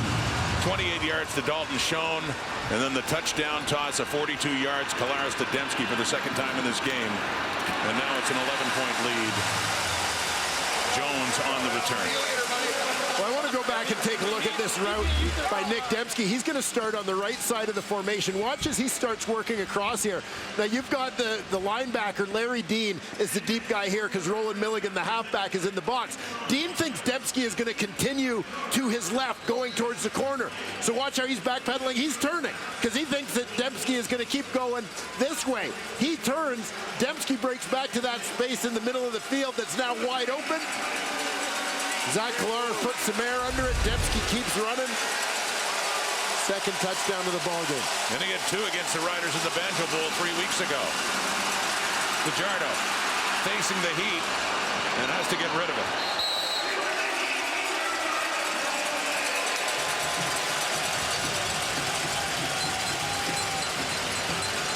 And a footnote to Dembski, 5 touchdowns in 3 games this season against Saskatchewan. So a bigger hole now for the Riders as fans here in Winnipeg coming to life again. Until that very short drive, the second half was belonging to the Roughriders.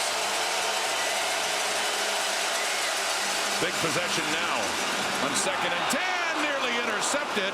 Adam Bighill nearly had a souvenir. 3rd down. It's one of the things about Adam Bighill that has impressed me throughout his career is if you were to chart where on the field he makes his plays, honestly, all over the place. A guy who can do this sort of thing, dropping into coverage. You'll see him making tackles behind the line of scrimmage. In times in his career when he's been asked to get involved in the pass rush, he'll come up in a high number of sacks. Running in quickly as Granny loses the handle in the ball. And the shorter punt there by Vedvik. And fortunately for him, he's able to get his hands on it again. So Winnipeg ball. Last time, Nick Dembski. The 2nd touchdown of the night. What a night he's having. Well, that time catching Mike Edem with a little move at the goal line this time. And a nice route working against Larry Dean. A little misdirection. He's up to 9 receiving touchdowns. One behind his teammate Schoen. The couple more tonight. Dembski on the night. 5 catches, 94 yards. And those 2 TDs. 1st and 10. Bombers at their 46.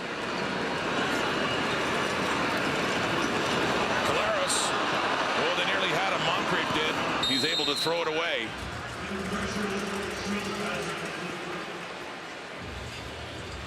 A reminder 3 weeks ago about the day that Dick Dembski had here in the Banjo Bowl. Yeah, Nick Dembski making a habit here in 2022 of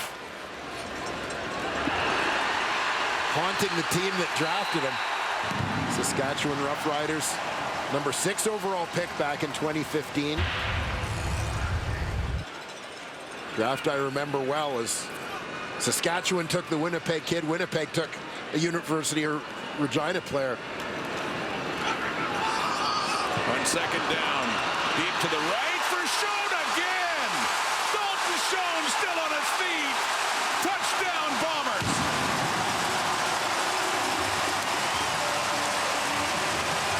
And just as Dembski was getting close and receiving touchdowns, Schoen moves further ahead again. Yeah, Schoen looking to create a little bit of breathing room for himself.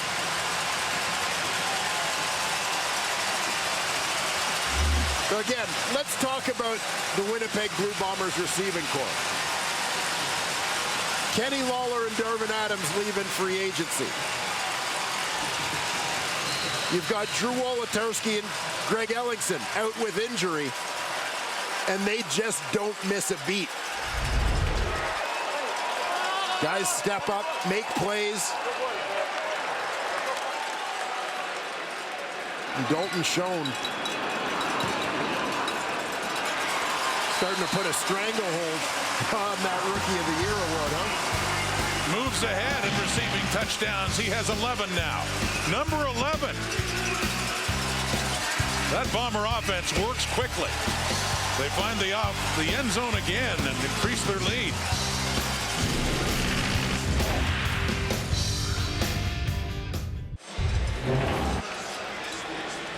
Well, Dalton Schoen's going to end up as the widest receiver on this play. He's got the running start. He talked to us this week about using that waggle, and you see the jump he gets. Puts Amari Henderson in chase position, and it's like Henderson is sort of still recovering as the ball is arriving, whereas Schoen is in position to play the ball. Henderson's not yet, because he's chasing. Schoen wins the battle at the point of that football, makes the catch and takes it to the house. 31-13 now. Jones on the return. And for Collaros' last 3 completions for 134 yards total. Hold on. Mom, Dad, thanks for watching. Mason, happy birthday, big bro. I didn't have time to eat your present, so I got this for you, bro. For Big Brother, interesting guy, Dalton Schoen, 25 years of age, a walk-on at Kansas State.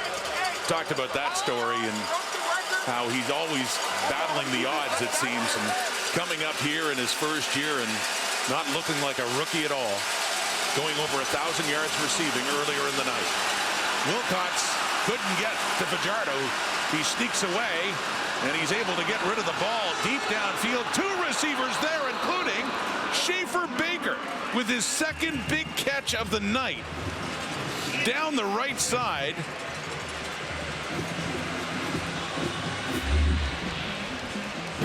Now watch Schaefer Baker. He's the one receiver closest to the top of your screen here, and you're going to see 2 receivers end up in pretty close quarters here as Lennius goes deep here as well with Fajardo on the move.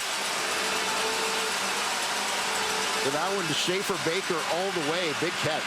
Fajardo takes off and goes down, picking up about 5 down inside the 15.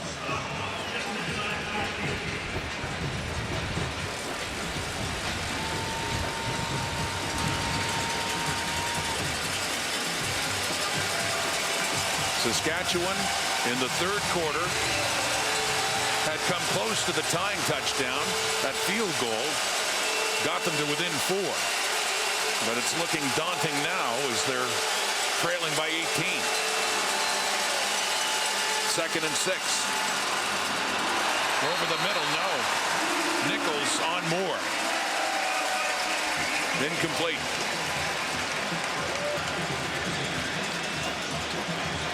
This is just Nichols doing what he's done from the day he came into the league.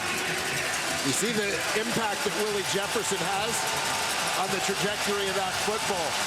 It was like Fajardo had to lay it up a little bit to get it over the outstretched arms. Well, they have to go for it now. Under 7 minutes. Down 18 points. 3rd down and 6. Fajardo to the end zone for Schaefer Baker. No. Turned around, tried to get it.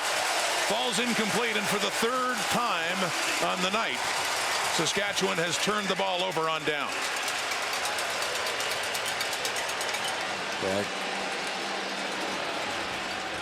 Yeah, tough to make it an easy catch for your receiver when you're running for your life, as Cody Fajardo is here. Lots of heat coming from the backside, flushing him from the pocket. And almost a circus catch here for Schaefer Baker, but no luck. But you'll see multiple guys, linebackers, Big Hill and Gauthier coming free on that one, making life difficult for the Rider quarterback. So Winnipeg takes over. The turnover count, 5 by the Riders, none by the Bombers.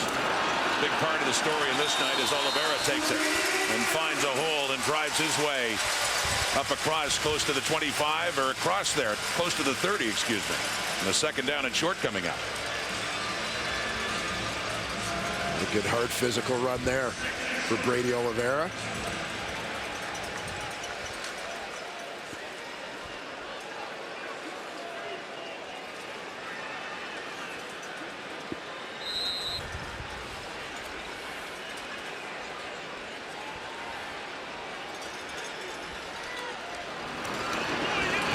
We'd like to welcome our viewers on TSN's 1 and 4. Rod Smith, Dwayne Ford, Britt Dort here in Winnipeg, where the Bombers saw Saskatchewan get back in this game in the set, only to strike quickly on 2 possessions to open up a 31-13 lead.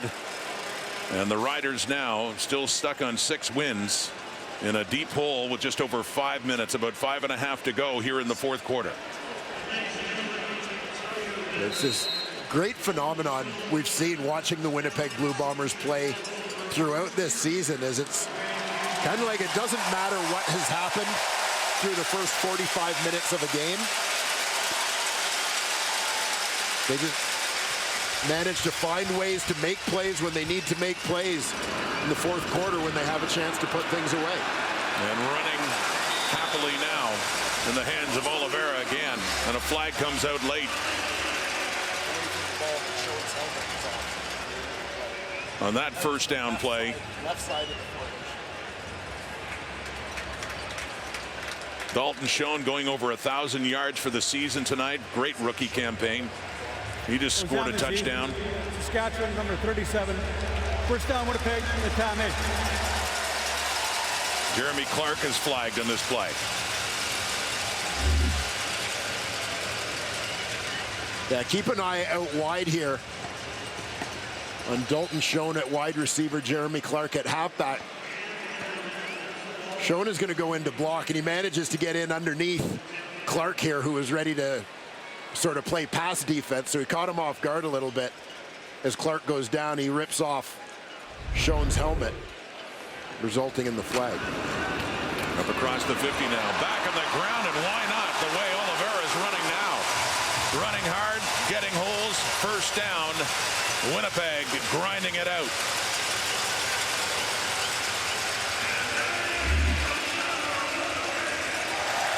No surprise what's coming. 6-0 linemen in the game, bringing receivers into the box to block. They're clearly running the football. The Winnipeg Blue Bombers are just saying, I dare you to stop us. Try and stop us. And the Riders can't, as Oliveira blasts that one up the middle.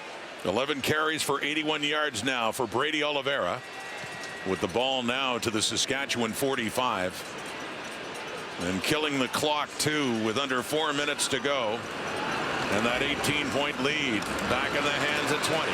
Oliveira inside the Saskatchewan 40. And a second and short coming up. Timeout, Saskatchewan. And the Riders call a timeout, as the Bombers appear to be heading closer to their 13th win, coming into this game at 12-2. We'll watch for the battle continuing between 37 Jeremy Clark in the middle of your screen and Dalton Schoen. Two competitive guys getting after it here. Buck Pierce, the offensive coordinator, mentioned Winnipeg's offense produced only 8 net yards in the third quarter. We were wondering where that offense had gone, and then a couple of plays later, they're in the end zone. They get the ball back. They're quickly in the end zone again, opening up their big lead again. And all on the ground again for Oliveira, who gets another Winnipeg first down. Yeah, he wants to eat. He's eating a lot in this drive. Well, and this is where, you know, you need to put context to statistics all the time. And so often we see numbers with running backs, talked about with Andrew Harris for years, right? When Andrew Harris rushes for X number of yards, the Winnipeg Blue Bombers win. Well, it's kind of this chicken or the egg thing, right? Are they winning because he's running, or is he running because they're winning? And it's sort of that ability to really grind out the game, put the game away with that run game when you have a lead and people can't stop you. The Bombers continuing to do it now with Brady Oliveira at running back. I sense he doesn't care as long as he's getting the ball and getting to do what he loves to do. That time a little bit different from the other ones, as he's limited to next to nothing on that play. But Winnipeg's in complete control late here in the fourth quarter. Great crowd on hand tonight at IG Field. Many of these fans having their trips paid for from parts of northern Manitoba, northern Ontario, none of it as well. Over 1,200 Indigenous fans coming here to watch this game on National Day for Truth and Reconciliation. And just a couple of minutes to go, you saw the Lions in Vancouver at home against Ottawa. That one is coming up, part 2 of the doubleheader. Big performance overall for Winnipeg tonight. Looking to just take home their 13th victory of the season and get closer to another first place finish in the West for Mike O'Shea. As it stands with this victory coming up, guaranteed at least a home playoff date. A lot of success in the last few years. Yeah, and you talked about Mike O'Shea as the longest tenured head coach in the Canadian Football League. And, you know, the first couple of years here in Winnipeg weren't easy, and there were people wondering how long a leash he was going to have, you know, how long the opportunity was going to last. Well, patience is a virtue. You know, I mean, anybody who knows Mike O'Shea recognizes that this is a guy who is going to be a very good head coach. On 3rd and 5, they go for it on the sweep for Rashid Bailey, who does not get it, so they will turn it over on downs, electing not to go for the field goal late in this ball game, up by 18.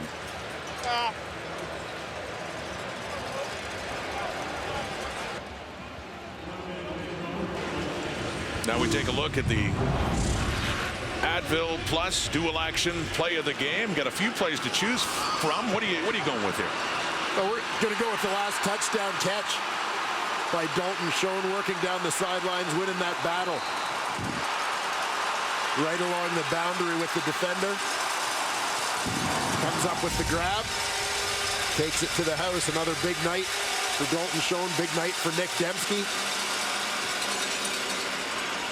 The play of the game, and we heard Dalton saying earlier, a little present for his older brother on his birthday. Yeah, I don't know, maybe a bit of a cop-out on the birthday present, though, eh? Didn't have time to go shopping. Yeah, well, you can't exactly say you went to the store and picked this up. Mason Fine in at quarterback, place of Cody Fajardo now. Dying minutes here in Winnipeg. It's over for Tuck. Taken down by Les Maruo, backup linebacker in the game for Winnipeg. You see Mason Fine, he, especially after Cody Fajardo's knee injury, got some more playing time earlier this season.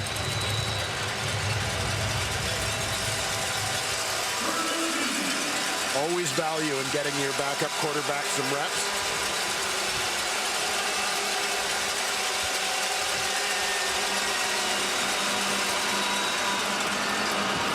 Completes that one to McInnes, and a first down on that third down try. Third downs were a problem for the Riders tonight, turning it over on downs 3 times.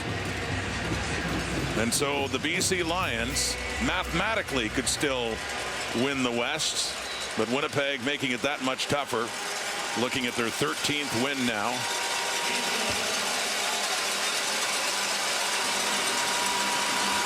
The Lions with 9. And intercepted. Brandon Alexander nearly put the icing on the cake there as Logan Ferland prevents him from getting into the end zone. Alexander, his second game back, hadn't played at all this season till his return in Hamilton a couple of weeks ago. Oh my gosh, Gagi. Winnipeg on. Roughing the passer, Winnipeg number 5. First down, Matame, Saskatchewan. So no pick for Alexander as Willie Jefferson is called for roughing the passer as the Rider offense will stay on the field. And watch Willie Jefferson here, starts upfield, and then he's going to split the tackle and guard. Both get hands on him. Neither one blocks him.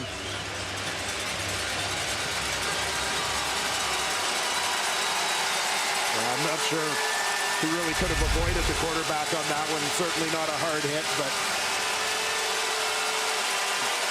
doesn't matter the circumstances of the score. If Mike O'Shea doesn't like it, he doesn't like it. Under a minute to go.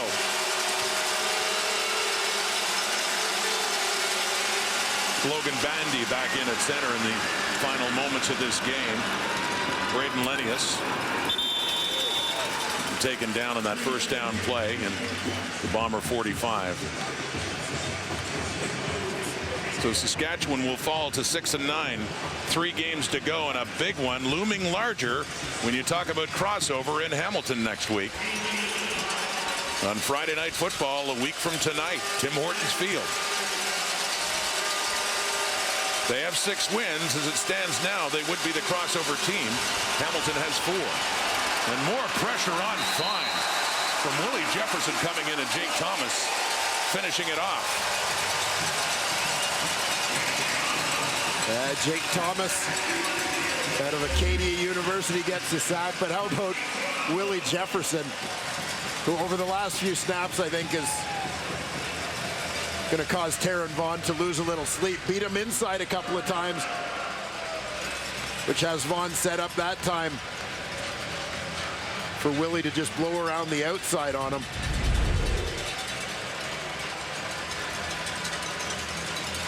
And Craig Dickinson talking to Tim Croker. Play for roughing the passer. The play will be reviewed. And wants a review on Jefferson making contact with the helmet of Mason Fine. Yeah, he definitely clipped the helmet as he came over the top, looking to make a tackle. Jefferson coming from the left side of your screen as he comes in. Originally with the hands up looking for the block, and then came down as he tried to make the tackle as the quarterback still had the ball, hits him in the head. So it should be a successful challenge here for Craig Dickinson.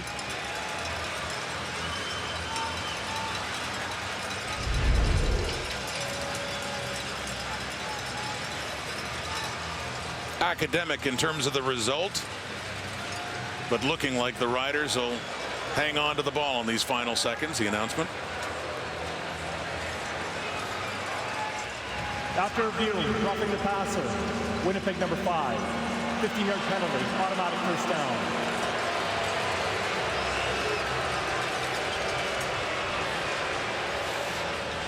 Willie Jefferson was a member of the Saskatchewan Roughriders the last time that the Riders beat the Bombers here in Winnipeg. That was back in 2018. It's been Bomber dominance in this rivalry of late. And 7 straight losses personally for Cody Fajardo against Winnipeg. Final seconds. Mason Fine at quarterback, airing it out into the end zone. Coverage is there, and it's picked off. That's the rookie, Evan Holm, with the ball. Bringing it out. Tossing it back to Parker, just trying to kill off the rest of this game. The flag is out, but they do put zeros on the clock and bobbling it around still. And tempers start to flare. On that extended play with Schaefer Baker.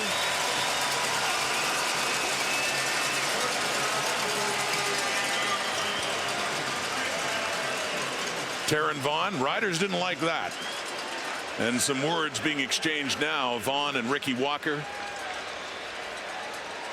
A tough go in the past month for the Saskatchewan Roughriders as Craig Dickinson is calling them off. But since their last win at BC Place over a month ago,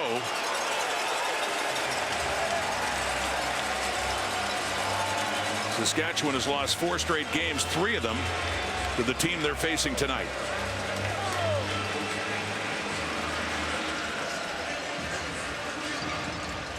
Ozami, Saskatchewan, penalties declined. Game is over.